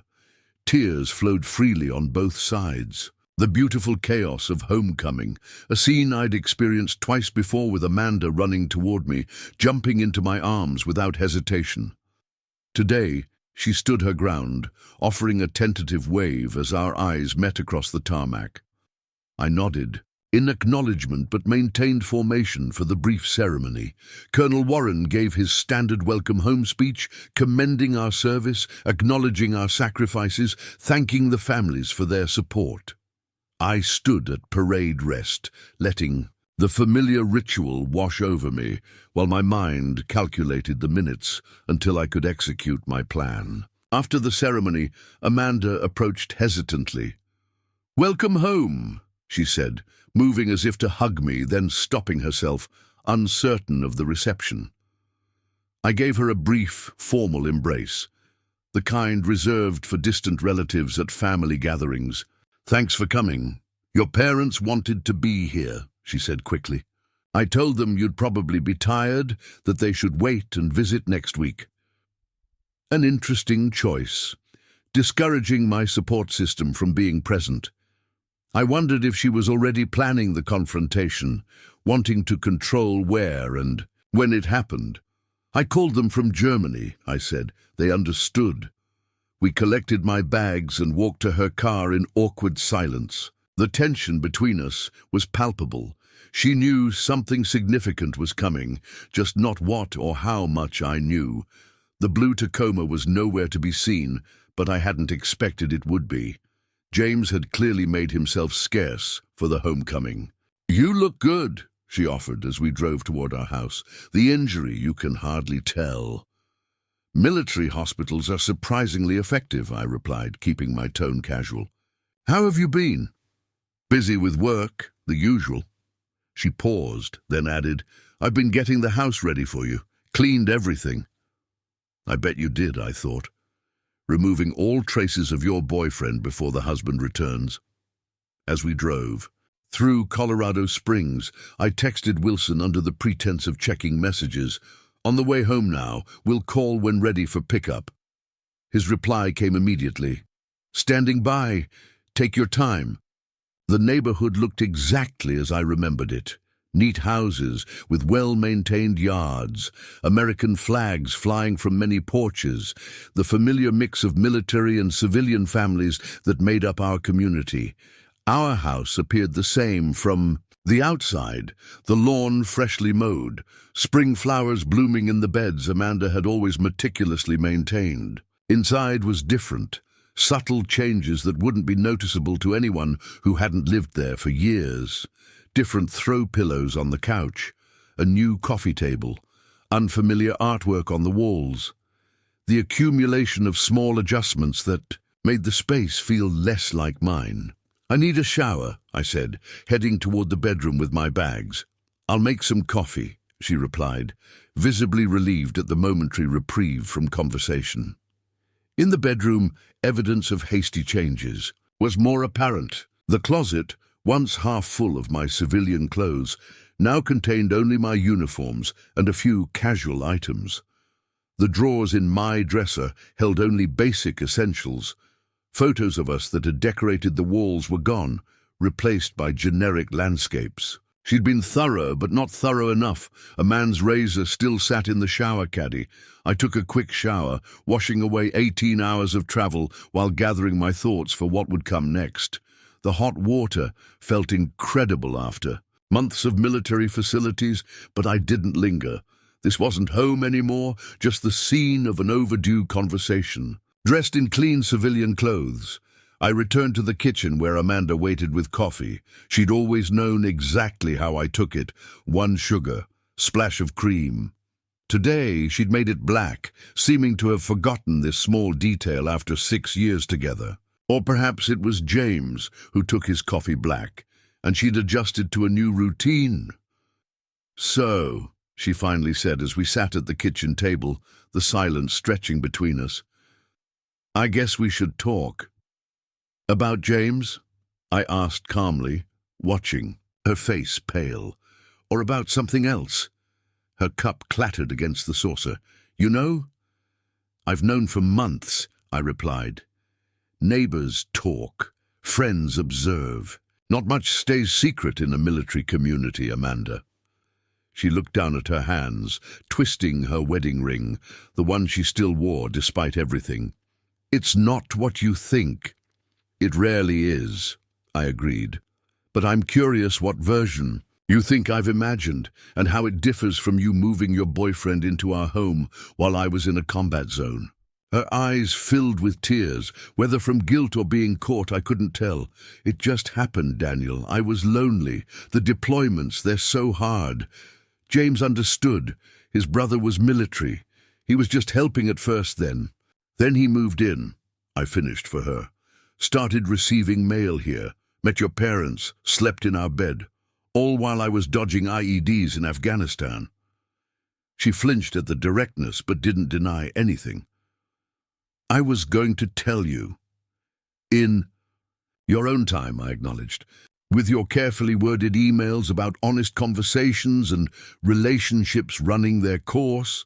No mention of the man already living in my house." "What do you expect me to say?" A flash of defensiveness now. "That I'm a terrible person? That I couldn't handle being a military wife anymore? Fine.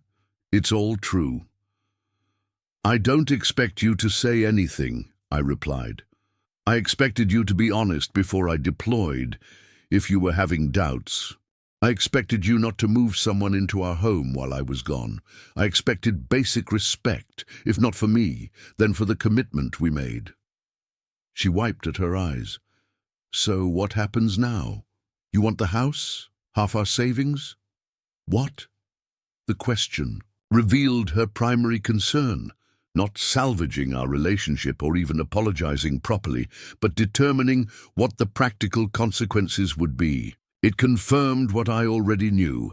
The marriage was irreparably broken. I stood up, suddenly tired beyond words. 10 months of deployment, followed by this conversation, was more than I wanted to handle in one day.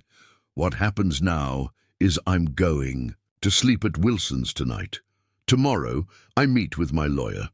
After that, we can discuss how to handle this divorce like adults. Lawyer? She looked surprised. Already? I've had months to process this, Amanda. While you were playing house, I was planning my exit. As I repacked a small bag with essentials, she hovered in the doorway. There's something else you should know, she said quietly. I looked up, waiting. James and I were expecting 3 months along. The final piece of the puzzle, the last twist of the knife. The timeline meant she'd been pregnant before I even returned from deployment. I nodded, absorbing this final blow with the same compartmentalized calm I'd maintained throughout. Congratulations. That certainly simplifies the divorce proceedings. That's it, she asked, seemingly shocked by my muted reaction. You find out I'm pregnant with another man's child and that's all you have to say? What would you prefer? Rage? Accusations? We're beyond that point, Amanda. And, as I zipped my bag closed, a thought occurred to me. Did you check on my life insurance policy after my injury? Her expression froze, then crumpled with genuine shock and hurt. What are you suggesting? Just curious if you verified the payout amount. 400,000 would give you and James a nice start with the baby. That's a horrible thing to say, she whispered. I was worried sick when they said you were injured. Worried I might die or worried I might live? I shouldered my bag. Because I changed the beneficiaries 3 months ago, my parents would have received everything if that IED had been more effective. The color drained from her face. Not guilt, I realized, true shock. Perhaps she hadn't been thinking about insurance payouts after all. Perhaps that level of calculation was my own paranoia, born from betrayal and distance. I would never. No, she started, then stopped. Is that really what you think of me now? I don't know what to think of you anymore, I said honestly. The Amanda I married wouldn't have done any of this, so I'm left wondering what else might be possible. I walked past her to the front door, pausing with my hand on the knob. I'll have my lawyer contact you. In the meantime, I'd appreciate if James didn't move back in until I've collected the rest of my things. Her only response was a small nod. Outside in the evening air, I took my first deep breath in what felt like hours. The weight in my chest remained, but something else was there too, a sense of clarity beginning to form, not healing, not yet, but the start of whatever would come next. I texted Wilson, ready for pickup. His reply came instantly. On my way, 5 minutes. Vadi. While I waited at the curb, my phone buzzed with a text from Amanda. I never wanted to hurt you. I'm sorry it ended this way. I didn't respond. Some messages don't require an answer. Some chapters just need to end. Wilson arrived exactly when he said he would, pulling up in his lifted Jeep Wrangler. He didn't say anything as I tossed my bag in the back and climbed into the passenger seat. He just offered a fist bump and pulled away from the curb, leaving behind the house and the life I'd thought was waiting for me. All good? He asked after a few minutes of driving. Getting there, I replied. She's pregnant, 3 months. Wilson's knuckles whitened on the steering wheel. Jesus, man, I'm sorry. It is what it is. I stared out the window at the familiar landmarks of Colorado Springs passing by. Thanks for everything you did. I couldn't have navigated this without your intel. No thanks needed. Would have done the same for any brother in arms. He glanced over. What's the plan now? Still meeting the lawyer tomorrow? Yes, 9 a.m. Then I need to find an apartment, start figuring out how to separate our lives. You can crash at my place as long as you need, he offered. Guest rooms all set up. Beth made sure there are fresh towels and everything. I nodded, grateful for the support network the military had given me. Wilson and his wife Beth had been part of our social circle for years. They'd attended backyard barbecues with Amanda and me, celebrated promotions together, supported each other through deployments. Now they were stepping up again, no questions. Just for a few days, I said, don't want to impose. Shut up with that, Wilson replied good-naturedly. Your family, Mikasa and all that. As we pulled into his driveway, Beth opened the front door, her expression sympathetic but not pitying. She'd been a military wife long enough to understand the complexities of homecomings and deployments. Wilson must have updated her on my situation. Welcome home, Daniel, she said, giving me a warm hug. Dinner's almost ready. I made your favorite, pot roast with those potatoes you like. The simple kindness nearly broke me. After months of calculating Amanda's diminishing care, the genuine warmth of friends felt overwhelming. Thanks, Beth. That sounds perfect. After dinner, Wilson and I sat on his back deck with beers, watching the sun set over the mountains. The familiar Colorado landscape felt both comforting and strange. Home, but not home anymore. Did you expect her reaction? Wilson asked after a comfortable silence. When you confronted her? I considered the question. Not entirely. I thought there would be more denial, more attempts to explain it away. Instead, she just accepted that I knew, almost seemed relieved in a way. Carrying that kind of secret takes a toll, Wilson observed, even on someone who thinks they can handle it. I guess so. I took a long pull from my beer. The pregnancy was a surprise, though didn't see that coming. Changes things legally, makes them cleaner, ironically. Hard to argue for reconciliation or claim it was a temporary lapse when there's a child involved. I set my bottle down. The lawyer will know more tomorrow. Wilson nodded, then asked the question that had been hovering unspoken. When you asked about the life insurance, did you really think she was hoping something would happen to you over there? I stared at the darkening mountains, considering how to answer honestly. In my darkest moments, yes. The timing of her relationship with James, beginning before I deployed, the way she distanced herself gradually, the complete comfort they developed in my house, it made me wonder if they had discussed the possibility. That's dark, man. War zones have a way of making you consider dark possibilities. I shrugged. I don't actually believe she wanted me dead, but I do think she wanted me gone, deployed, divorced, whatever created space for her new life. The insurance policy was just me protecting myself from worst-case scenarios. Smart move regardless, Wilson said. Always have a contingency. Plan. That's what the army taught us. We fell into comfortable silence, two soldiers who understood that some experiences don't need to be put into words to be shared. The next morning, I met with Richard Tanner, a retired JAG officer who now specialized in military divorces. His office was located in a small professional building near downtown, decorated with austere professionalism and a few military commendations on the walls. Staff Sergeant Walker, he greeted me, shaking my hand firmly. Thank you for your service. I've reviewed the information you sent while deployed. And, I asked, taking a seat across from his desk. You've been thorough, he said, opening a folder containing the timeline and evidence Wilson had collected. The documentation of the relationship, the timeline of communications, the changes to financial arrangements, all useful. Colorado is an equitable distribution state, so infidelity doesn't impact property division significantly, but it does provide clear grounds for divorce. What's the process from here? We file a petition for dissolution of marriage. Given the circumstances, especially with the pregnancy, I don't anticipate she'll contest it. The main questions will be property division, any spousal support, and handling of military benefits. I want this to be clean, I said firmly.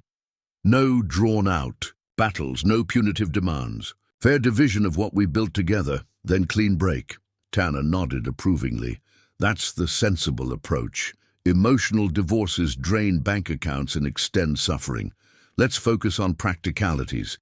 We spent the next hour discussing specifics, the house, which was jointly owned, our savings, which had been commingled throughout the marriage, my military pension, which would be partially considered marital property based on the years we were married during my service. What about the pregnancy? I asked. Does that complicate things? Actually, it simplifies them, Tanner explained.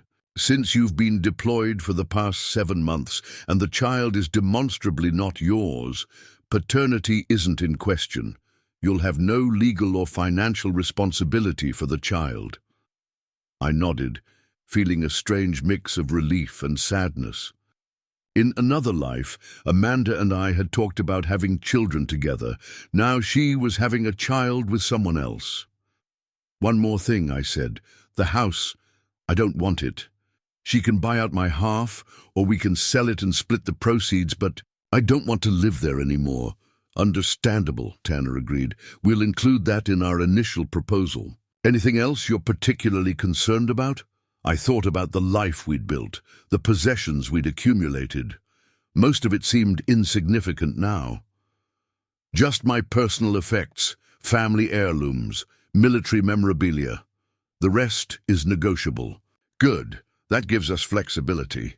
He made some notes, then looked up. I'll draft the petition today. We can file as early as tomorrow if you're ready. I'm ready, I confirmed. The sooner this is behind me, the sooner I can move forward. After leaving Tanner's office, I drove to a nearby apartment complex that catered to military personnel. The leasing agent, a former army nurse, recognized the situation immediately. She'd seen it before with other returning service members. We can do a 6-month lease to start, she offered, showing me a simple 1-bedroom unit. No penalty if you need to break it for military reasons. Furnished options available if you need something immediately. That would be perfect, I said, appreciating the understanding.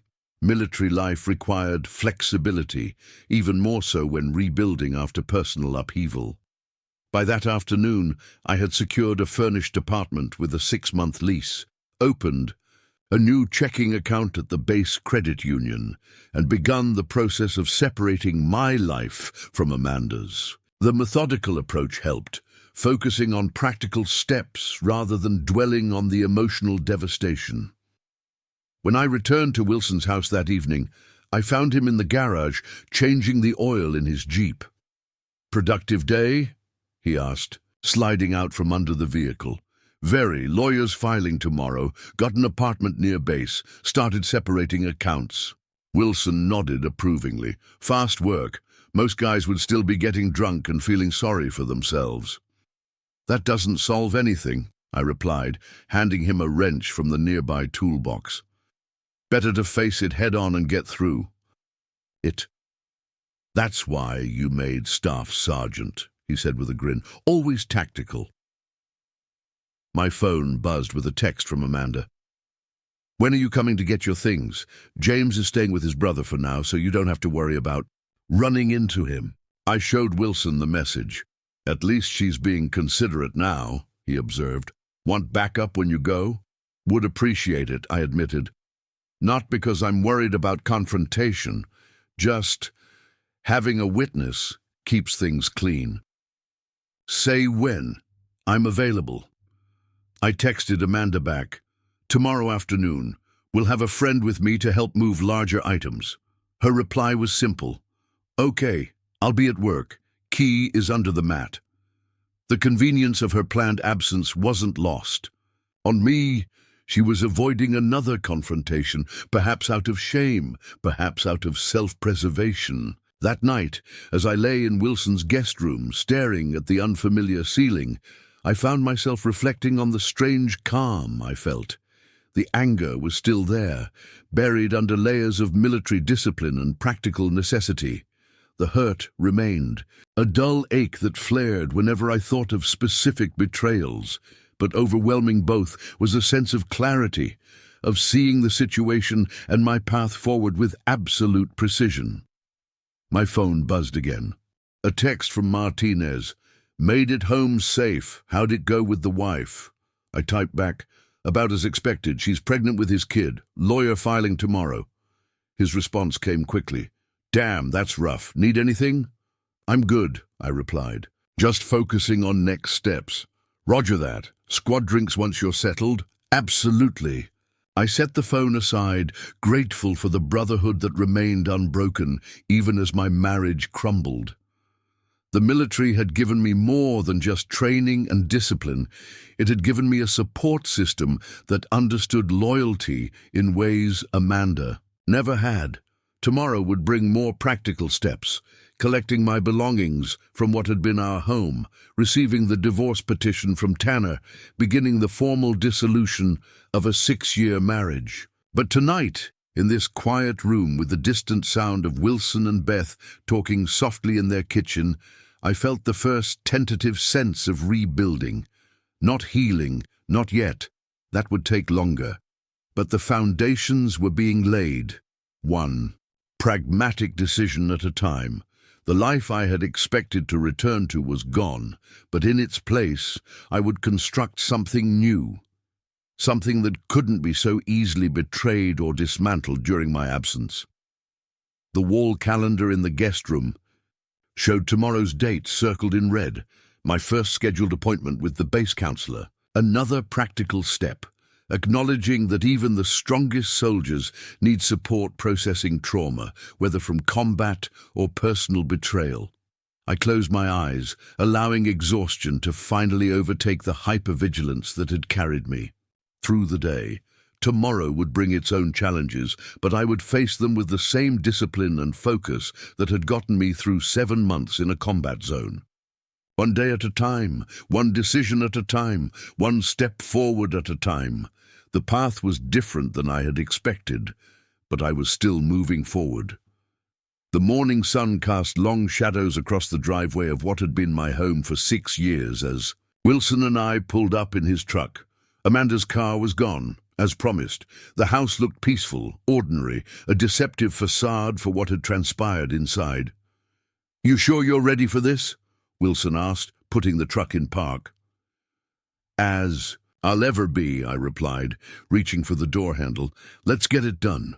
The key was under the mat, just as Amanda had said.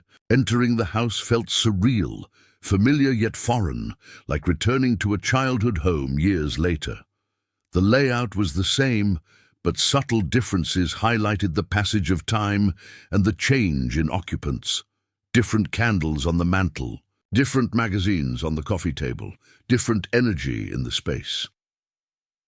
"Where do we start?" Wilson asked, standing awkwardly in the entryway.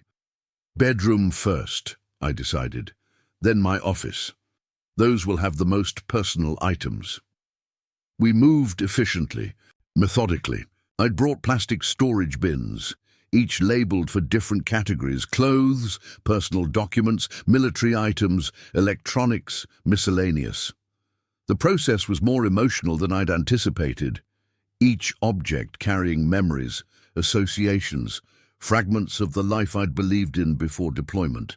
My dress blues hanging in the closet, the shadow box containing medals from my first deployment, photo albums from before digital photography had taken over, books I'd collected over the years, tools from my grandfather.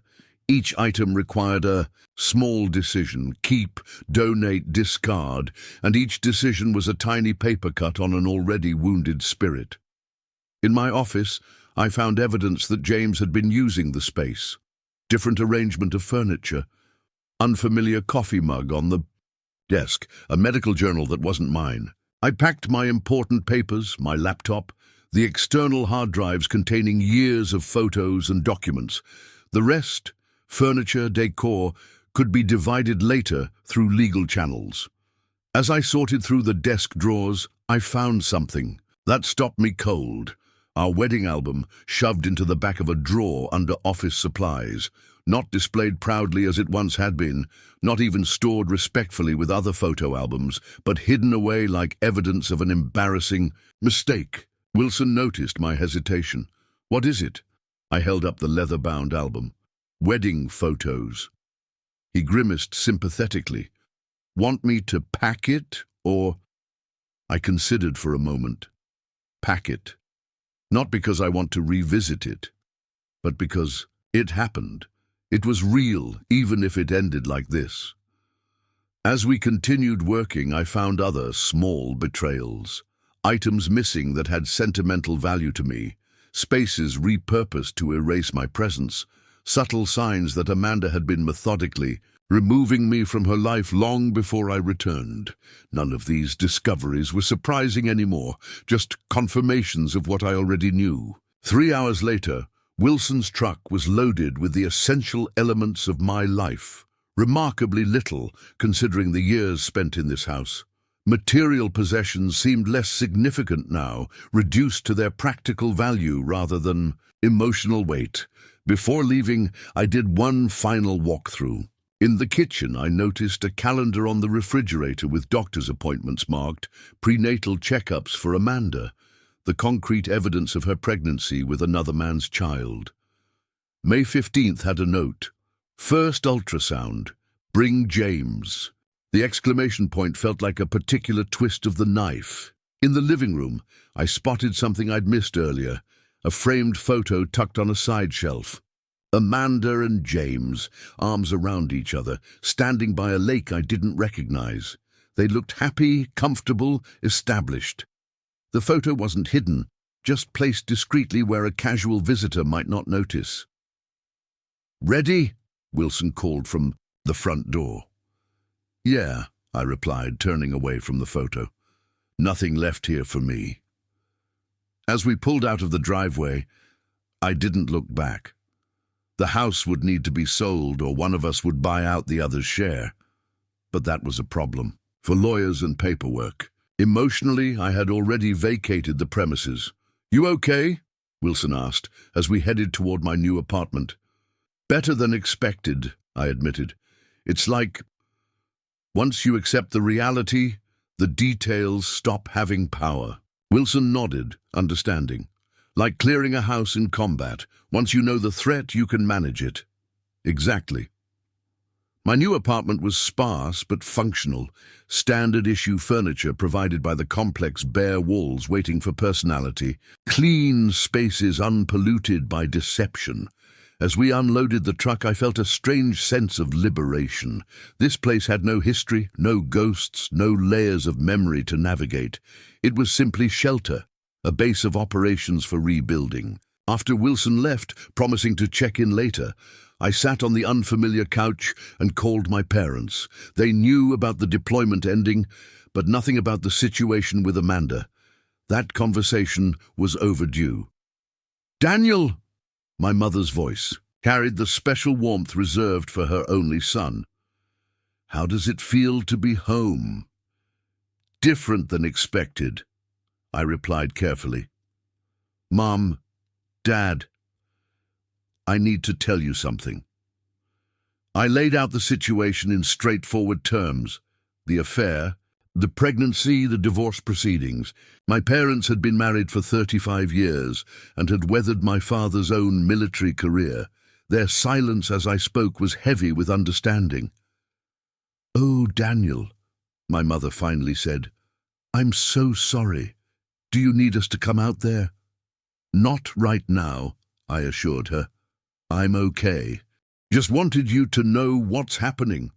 "We're here whatever you need," my father said, his voice gruff with emotion.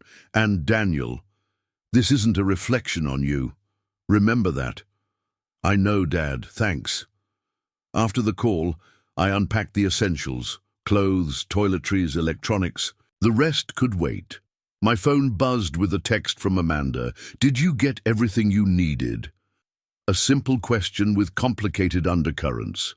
Did I get everything I needed? Not from the marriage, not from the years invested, not from the trust destroyed, but from the house? Yes. Got the essentials, I replied. We'll arrange for furniture and larger items later. Let me know when. I can make sure to be gone. The continued avoidance. The continued efforts to minimize direct confrontation. I didn't respond. Later that evening, my phone rang. Richard Tanner, my divorce attorney. Walker, the petition has been filed. We should have confirmation of service within 48 hours. Just wanted you to know we're moving forward. Thanks, Richard. Any immediate next steps from my end? Just what we discussed. Maintain separate finances, document any communication with Amanda, forward me any proposed settlement ideas she sends directly. And Walker? Yes? Try to get some rest. The legal process will take time, but your part in the active phase is relatively minimal right now. Rest seemed like a distant concept, but I appreciated the advice. I'll do my best. The next morning, I reported to Fort Carson for my official post-deployment processing, medical evaluations, equipment return, endless paperwork. The familiar military bureaucracy was almost comforting. Clear procedures, defined expectations, structured interactions. No emotional minefields, no betrayals hiding beneath the surface. Colonel Matthews, my battalion commander, called me into his office during a break in the processing. Walker, got a minute? Of course, sir. He closed the door behind me. Heard about your situation through the grapevine. Military community's small that way. I nodded, unsurprised. News traveled fast on base, especially news involving deployed soldiers and unfaithful spouses. It was an unfortunate but common enough occurrence to have its own unofficial support network. Just wanted to say the battalion's behind you, Matthews continued. If you need additional time off, special considerations, anything like that, just ask. We take care of our own. I appreciate that, sir. I think I'm okay for now. He studied me with the assessing gaze of a commander who'd seen. Too many soldiers try to power through personal crises alone. The mandatory post-deployment counseling, don't skip it. This kind of thing can affect operational readiness, even if you think you're handling it well. Yes, sir. Already scheduled my sessions. He nodded, satisfied. Good man. How's the new place? Functional, basic, works for now. Let me know if you need anything. Dismissed. Adideen. As I continued through the processing stations, several other officers and NCOs made similar approaches, brief expressions of support, offers of help, subtle acknowledgements of my situation, without prying for details. The silent brotherhood of the military, closing ranks around one of their own. By late afternoon, I'd completed most of the required processing and had a clear schedule for the coming weeks. Follow-up medical appointments for my healing wrist, counseling sessions, gradual return to regular duties. The structure was welcome, giving shape to days that might otherwise be consumed by rumination and regret. My phone buzzed with a text from Martinez. Squad gathering at O'Malley's tonight. 1900 hours. Mandatory attendance, Sarge. I smiled, despite myself. Martinez was creating the space for me to reconnect with my team outside the official military context, a crucial step in readjustment after deployment, especially with added personal complications. O'Malley's was an off-base pub, favored by military personnel, close enough for convenience, but civilian enough to feel like a true break from base life. When I arrived, 6 members of my squad had already claimed a corner booth, pitchers of beer at the ready. "Staff Sergeant," Campbell called out, raising his glass. "Man of the hour!" The informal greeting, the relaxed postures, the civilian clothes, all signaled that this was not a military function, but a gathering of friends who happened to serve together. I slid into the booth, accepting the beer Martinez pushed toward me. "Good to see you all in something besides uniform," I said, looking around the table. "How's the readjustment going?" For the next hour, conversation flowed naturally, stories from deployment told differently now that we were home. Updates on family reunions, Complaints about paperwork and processing, plans for accumulated leave time. No one mentioned Amanda directly, but their deliberate focus on forward-looking topics conveyed their awareness and support. Eventually, as pitchers emptied and food arrived, Martinez lowered his voice and asked, "So what's the latest with the situation?" The others quieted, paying attention without being obvious about it. I appreciated their concern without intrusion. "Divorce petition filed yesterday," I said simply. "Now it's mostly legal proceedings and practical separation." Martinez nodded.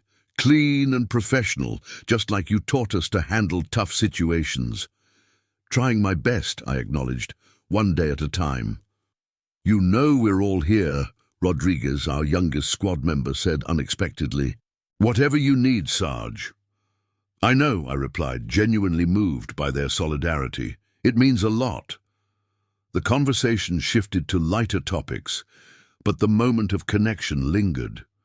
These men had trusted me with their lives in combat. Now, they were offering that same trust and support for the battle at home. The next morning, slightly hungover but emotionally steadier, I received a call from Richard Tanner. "The petition has been served. Amanda's retained counsel, Jennifer Lowell, decent attorney, generally reasonable.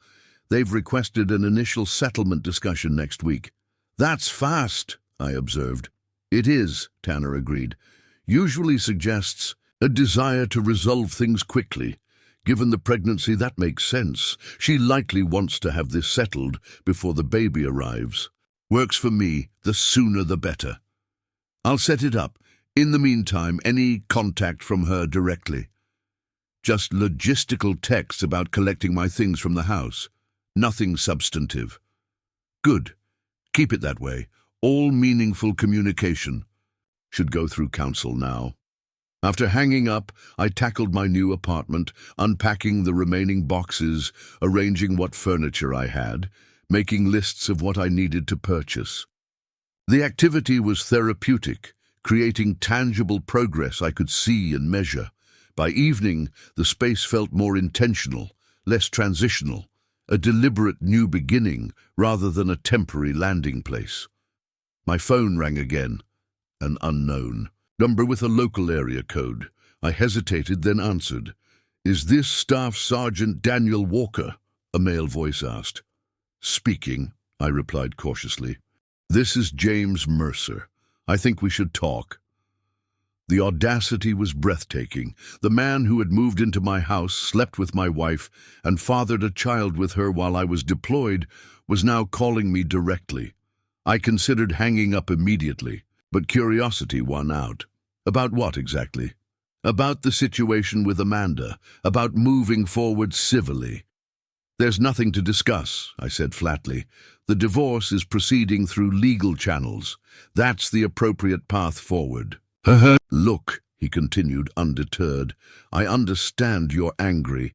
"You don't understand anything about me," I interrupted, keeping my voice even despite the surge of anger. "You don't know me. You don't get to presume what I'm feeling or thinking. And you definitely don't get to call me for a heart-to-heart." A pause on the line. "I just thought, no, whatever you thought was wrong. Don't contact me directly again. If there's something legitimate to discuss, have Amanda's lawyer contact mine." I ended the call, then immediately texted Tanner to document the interaction. His response was swift. "Completely inappropriate. I'll have a word with Lowell about client management." The call from James lingered with me through the evening, not because it had upset me, but because it reflected a fundamental misunderstanding of the situation. James seemed to think this was a personal dispute that could be resolved with a conversation, not a complete breach of trust, with legal and financial implications.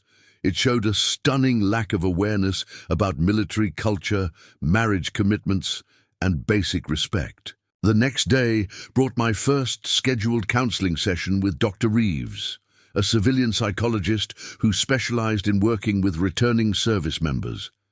Her office on base was deliberately comfortable, softer lighting than most military spaces, Actual comfortable furniture instead of standard-issue chairs, artwork that didn't feature flags or eagles. "Staff Sergeant Walker," she greeted me, extending her hand. "Welcome back. How's the readjustment going?" "Complicated," I admitted, taking a seat. "Not the standard deployment return." She nodded, already familiar with my situation from the file. Betrayal during deployment creates a unique type of stress. The normal challenges of reintegration are amplified by personal crisis. That's one way to put it. "How are you sleeping?" she asked, getting directly to a key indicator of adjustment. "Poorly," I admitted. "Not just the usual deployment insomnia. My mind won't shut off." "That's very common." She made a brief note. "What about appetite, exercise routine, alcohol consumption?" We worked through the standard assessment questions, establishing a baseline for my current functioning. Dr. Reeves was refreshingly direct, treating the situation as a practical challenge to be managed rather than just an emotional wound to be nursed. "Here's what I'm seeing," she said after we'd been talking for 30 minutes. "You're handling this with remarkable composure and clarity. Your approach is methodical, your support system is solid, and you're taking appropriate steps both legally and personally." "I hear a but coming," I observed. She smiled slightly. "The but is that compartmentalization, which serves you so well in combat and is helping you function now, can sometimes delay necessary emotional processing. There's anger, hurt, and betrayal beneath that disciplined exterior. Those emotions need expression in constructive ways. What do you suggest?"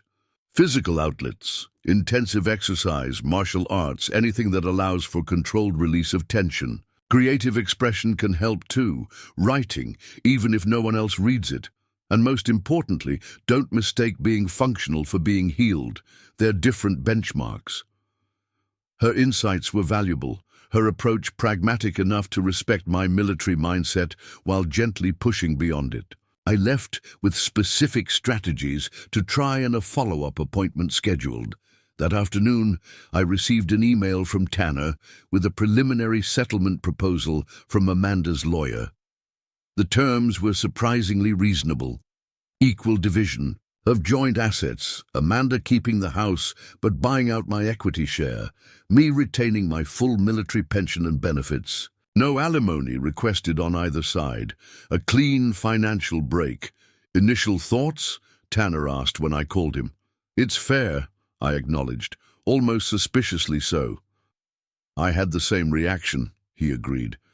"But looking at it objectively, she's in a new relationship, expecting a child, clearly moving forward with her life.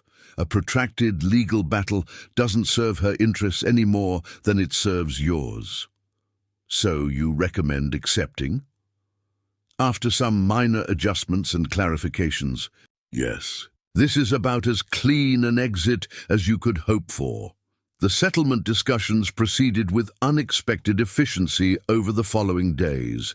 Small details were negotiated: who would take which household items, how retirement accounts would be divided, timelines for financial transfers.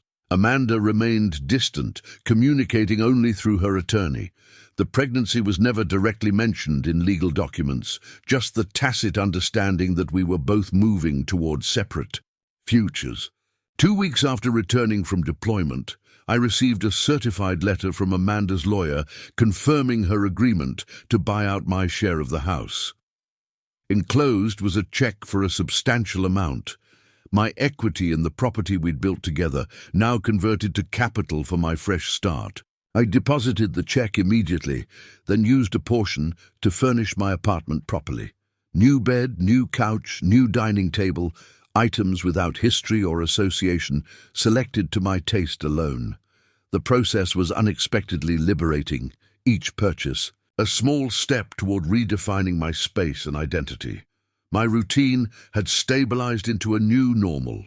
Mornings at the base for light duty as my wrist continued healing. Afternoons handling personal business or attending medical appointments, evenings at the apartment or occasionally with friends. The structure helped, as did the gradual reconnection with my unit and the broader military community. 3 weeks post-return, I received an unexpected email from Colonel Matthews. "Walker, been monitoring your recovery and reintegration. Medical reports show good progress. Counseling attendance consistent. Command assessment positive. Opportunity has emerged for advanced leadership training at Fort Benning, starting next month. 8-week intensive course, excellent career development, potential for promotion upon completion. Not pushing you either way, but spot is available if you want it. Could be good timing for a focused professional challenge and change of scenery. Let me know by Friday." Matthews. The offer caught me by surprise, not just the opportunity itself, but the timing. Matthews was offering me a legitimate reason to leave Colorado Springs temporarily, to immerse myself in intensive training during a difficult personal transition. The military equivalent of get out of town for a while and focus on yourself. I discussed it with Dr. Reeves during our next session. "It's not running away," she confirmed when I expressed that concern. "It's strategic redeployment of your attention and energy. Given that the divorce is proceeding smoothly and your physical recovery is on track, the training could be very beneficial." That evening, I emailed Matthews accepting the opportunity. His reply came within minutes. "Good decision. Details to follow. Will expedite remaining medical clearances." The next day, I met with Tanner one final time to sign the last divorce. Documents. All terms had been agreed upon, all assets divided, all legal requirements satisfied. The court would process the paperwork, and within weeks, my marriage would be legally dissolved. "Anything else I should know?" I asked as we finished the signing. Tanner closed his folder. "Just one thing I typically tell clients in your situation. The legal end of a marriage is cleaner than the emotional end. The paperwork will be complete long before the psychological closure." "I'm working on both," I assured him. "I believe you are," he replied, standing to shake my hand. "For what it's worth, Walker, you've handled this with remarkable dignity. Not everyone does." As I left his office, I realized I was approaching a significant transition point. The immediate crisis phase was ending. The logistical untangling was nearly complete. The most difficult decisions had been made and acted upon. What remained was the longer, quieter work of rebuilding, not just circumstances, but confidence and trust. That evening, I packed for Fort Benning. The training would begin in 10 days, giving me time to complete my medical clearances and finalize any pending matters in Colorado Springs. The prospect of immersing myself in challenging professional development, surrounded by other career soldiers, felt increasingly appealing. My phone buzzed with a text from an unknown number, another contact from James. I deleted it without reading, then blocked the number. Whatever he thought needed to be said, I had no interest in hearing it. Some bridges aren't meant to be rebuilt. Later, as I organized my military gear for the training course, Martinez called to invite me to a family barbecue at his house that weekend. "Nothing fancy," he said. "Just squad members and families. Good food, no pressure." "Sounds perfect," I replied, genuinely appreciating the normal social interaction without the weight of my personal situation dominating. "One more thing," Martinez added before hanging up. "My sister-in-law's visiting from Denver. Single, smart, works in physical therapy. No pressure, just mentioning it." I laughed for what felt like the first time in months. "Way too soon, man." "Not saying date her," Martinez clarified. "Just saying normal conversation with an attractive woman who isn't in uniform might be good for your recovery." He wasn't entirely wrong. The prospect of social interaction that wasn't defined by my divorce or my military service was appealing. A glimpse of the broader life waiting on the other side of this transition. As I finished packing, I found myself feeling something unexpected. Optimism. Not happiness, not yet, but a tentative belief that the path forward, though different than I'd planned, might still lead somewhere worthwhile. The betrayal would always be part of my story, but it wouldn't be the defining chapter. The life insurance policy I'd changed during deployment had been a practical step, a protection against worst-case scenarios. But the real insurance policy had been within me all along. The resilience built through military service, the clarity that comes from facing hard truths, the support network that activates in times of crisis. I closed my suitcase, ready for whatever came next. Not because I had all the answers, but because I had rediscovered my capacity to face the questions, one step at a time, one day at a time, moving forward. Fort Benning's humid Georgia air hit me like a wall as I stepped off the plane 8 months after leaving Colorado Springs. The advanced leadership training had stretched from 8 weeks to nearly 6 months after I was selected for the extended tactical instructor certification. What had begun as a temporary escape had evolved into a career advancement opportunity I couldn't have anticipated. Colonel Matthews had known exactly what he was doing when he'd suggested the program. The intense training schedule, the focus on developing leadership skills, the camaraderie with other career soldiers, it had been exactly what I needed. Not to forget what had happened, but to integrate it into a larger narrative that didn't begin or end with betrayal. My phone buzzed with a text from Martinez as I waited for my bags. "Welcome back, Sarge, or should I say Lieutenant Walker now?" The promotion had come through last week, a validation of my performance during the training program and my 12 years of service. I texted back, "Still getting used to the new rank. Ride still available. Already parked. Terminal B pickup." Indeed, as I exited the airport, Martinez's truck was idling at the curb. He hopped out to help with my bags, greeting me with the half-handshake, half-embrace that had become our standard. "Look at you," he said, stepping back to take in the changes. "Georgia agreed with you." I'd lost weight, gained muscle, and according to multiple comments, developed an intensity of focus that commanded attention. The physical training had been brutal but effective. I was in the best shape of my career. "How's everything here?" I asked as we pulled away from the terminal. Martinez understood the breadth of the question. "Base is the same. Squad has 2 new members. You'll meet them tomorrow. Wilson and Beth had their baby last month, and the house sold last week." The house, what had once been my home with Amanda, the final piece of our shared life, to be dismantled. "Good," I said simply.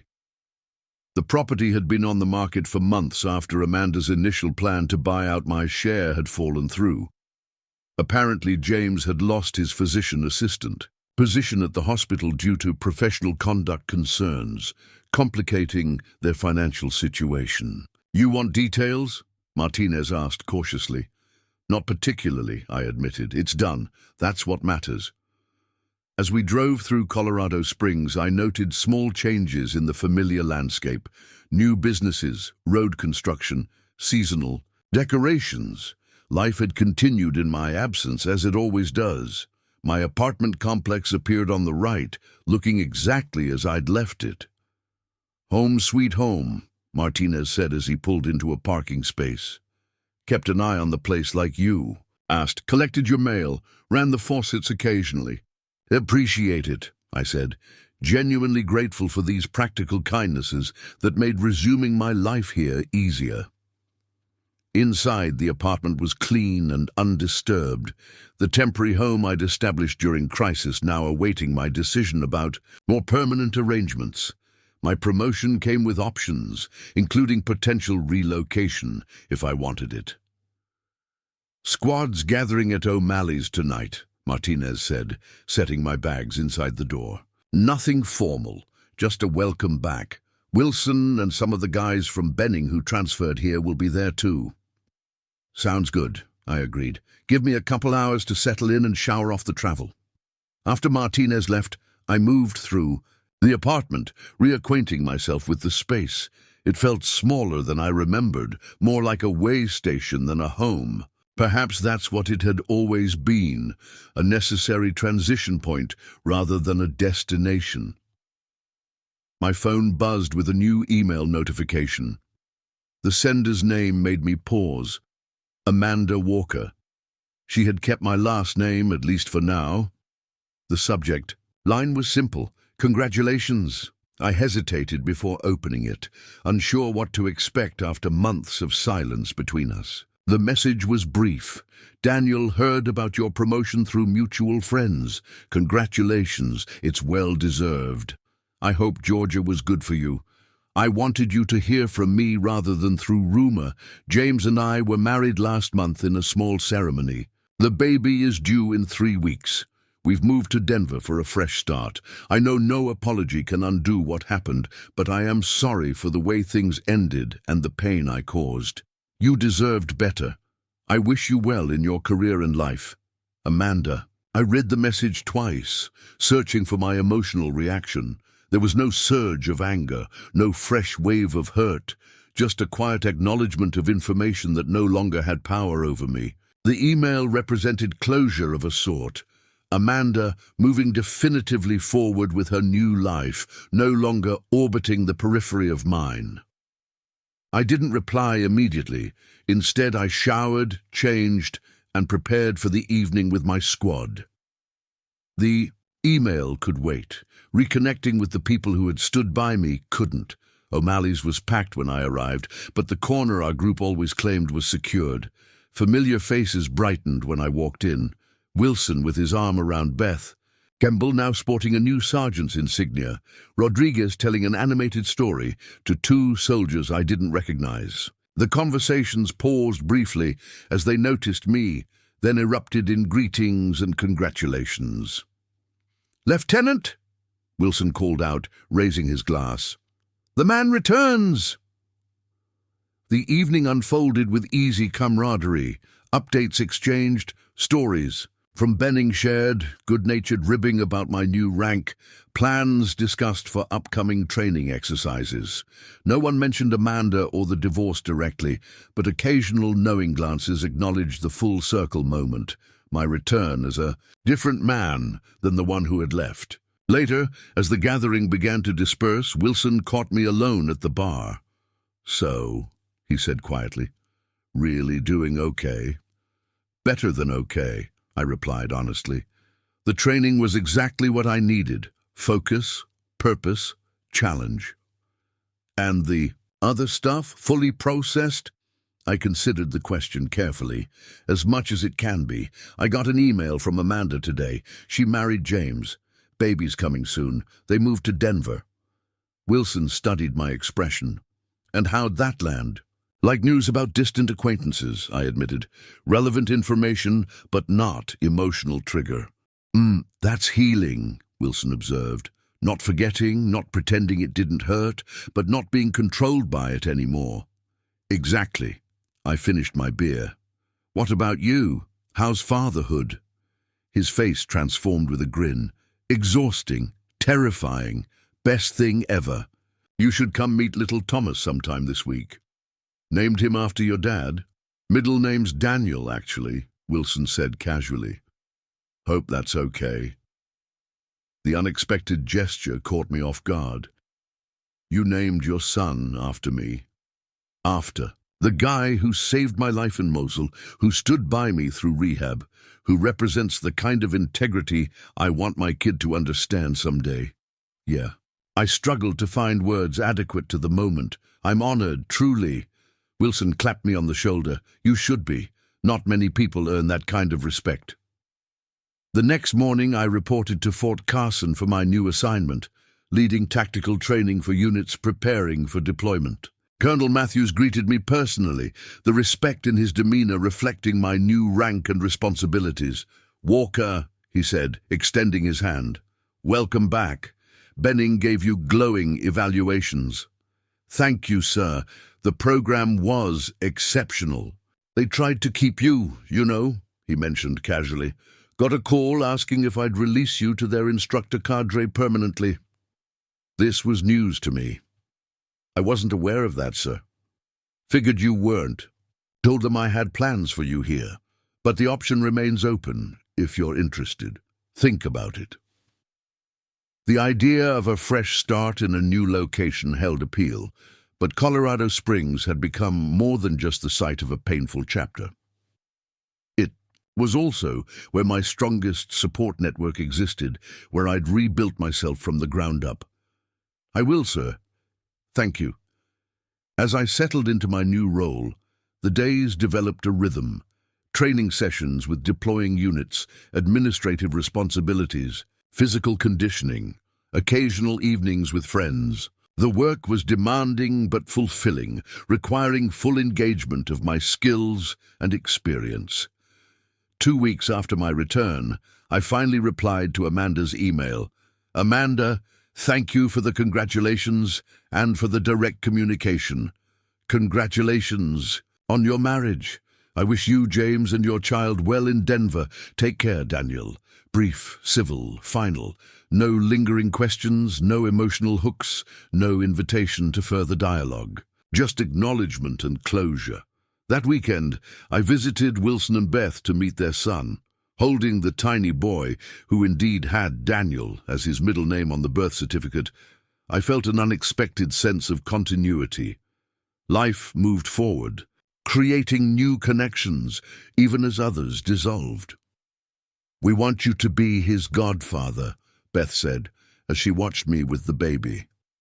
Someone who can show him what integrity looks like in action. The request touched me deeply. I'd be honored. Later, as Wilson walked me to my car, he mentioned casually, heard through the grapevine that James lost his medical license. Something about inappropriate relationships with co-workers. I raised an eyebrow. When did this happen? Few months ago. Apparently, Amanda wasn't the first married woman he pursued at that hospital. Board of Medicine finally took action. The information wasn't satisfying in the vindictive way it might have been months earlier. Instead, it confirmed what I had come to understand. Amanda's betrayal had revealed her character more than my worth. What had happened said everything about her choices and nothing about my value. Not our problem anymore, I said, and meant it. 3 months after my return to Colorado Springs, I made 2 significant decisions. First, I put a deposit on a small house near base, my first completely independent property purchase, selected to my preferences alone. Second, I accepted an invitation to dinner from Dr. Erica Reyes, a trauma surgeon I'd met during a medical readiness exercise. Both decisions represented the same fundamental choice, to build a future defined by possibility rather than past hurt. The house symbolized literal foundation laying. The date acknowledged my readiness to consider new connections. The dinner with Erica was refreshingly straightforward. 2 career-focused adults sharing a meal and conversation without excessive expectations. She knew the broad outlines of my story, as most people in the military community did, but didn't treat me as damaged goods or a cautionary tale. Deployment betrayal isn't exactly rare in our world, she observed as we shared dessert. What's rarer is how you handled it. No drama, no revenge plots, just dignity and forward movement. Had good advisors, I acknowledged, and learned some things about resilience the hard way. Those lessons tend to stick, she noted with understanding beyond her years. As a trauma surgeon who had served 2 tours in combat hospitals, she knew something about adversity and recovery. We agreed to a second date without pretense or pressure. Just mutual interest in continuing the conversation. Whether it developed into something more significant remained to be seen, but the openness to possibility felt like its own victory. The following week, I received a small package at my office on base. No return address, just my name and rank. Inside was a folded American flag in a display case with a simple note. Found this while unpacking. thought you should have it. A. The flag had been presented to my grandfather at my grandmother's funeral. She had served as an army nurse in Korea. It had hung in our living room throughout my marriage, then apparently been packed away during Amanda's redecoration efforts. Its return felt like the final piece settling into place, the last physical connection being resolved. I placed the flag on my office shelf, not as a reminder of loss, but as a connection to family legacy and service that predated and would outlast any personal setback. That evening, as I worked on plans for my new house, I found myself reflecting on the journey of the past year, the deployment that had begun like any other, the betrayal discovered from half a world away, the strategic response that had protected my dignity and finances, the rebuilding process that had ultimately led to unexpected advancement and growth. The life insurance policy I'd changed during deployment had been a practical step born from suspicion and self-protection. But the true insurance had been the character I'd developed through military service, the discipline to respond rather than react, the strategic thinking to plan beyond emotional impulse, the support network that activated in crisis. Amanda and James had calculated based on what they thought they knew. They hadn't accounted for what they couldn't see, the invisible, assets of integrity, resilience, and brotherhood that no betrayal could diminish. As I finalized the floor plan for my new home office, my phone buzzed with a text from Erica. Just got emergency surgery scheduled for tomorrow. Need to rain check our hike. Dinner at my place Saturday instead? I texted back. Sounds perfect. Let me know if you need anything before then. Simple, uncomplicated, honest. The life I was building now wasn't defined by what I had lost, but by what I had found through the process of losing it. Clearer purpose, stronger connections, and deeper understanding of my own capacity to weather storms and emerge stronger. The betrayal that had seemed world-ending from an Afghan forward operating base had ultimately been just one chapter in a longer story, painful but not defining, significant but not final. I closed my laptop and looked at the grandfather's flag, now illuminated by the setting sun through my apartment window. Whatever came next, career advancement, new relationship, fresh challenges, I would face it with the hard-won knowledge that some things can't be taken from you, even by those you trust most. Character, integrity, resilience, these were the true assets, the ones no betrayal could touch, the ones that, in the end, had made all the difference. Up next, you've got 2 more standout stories right on your screen. If this one hit the mark, you won't want to pass these up. Just click and check them out.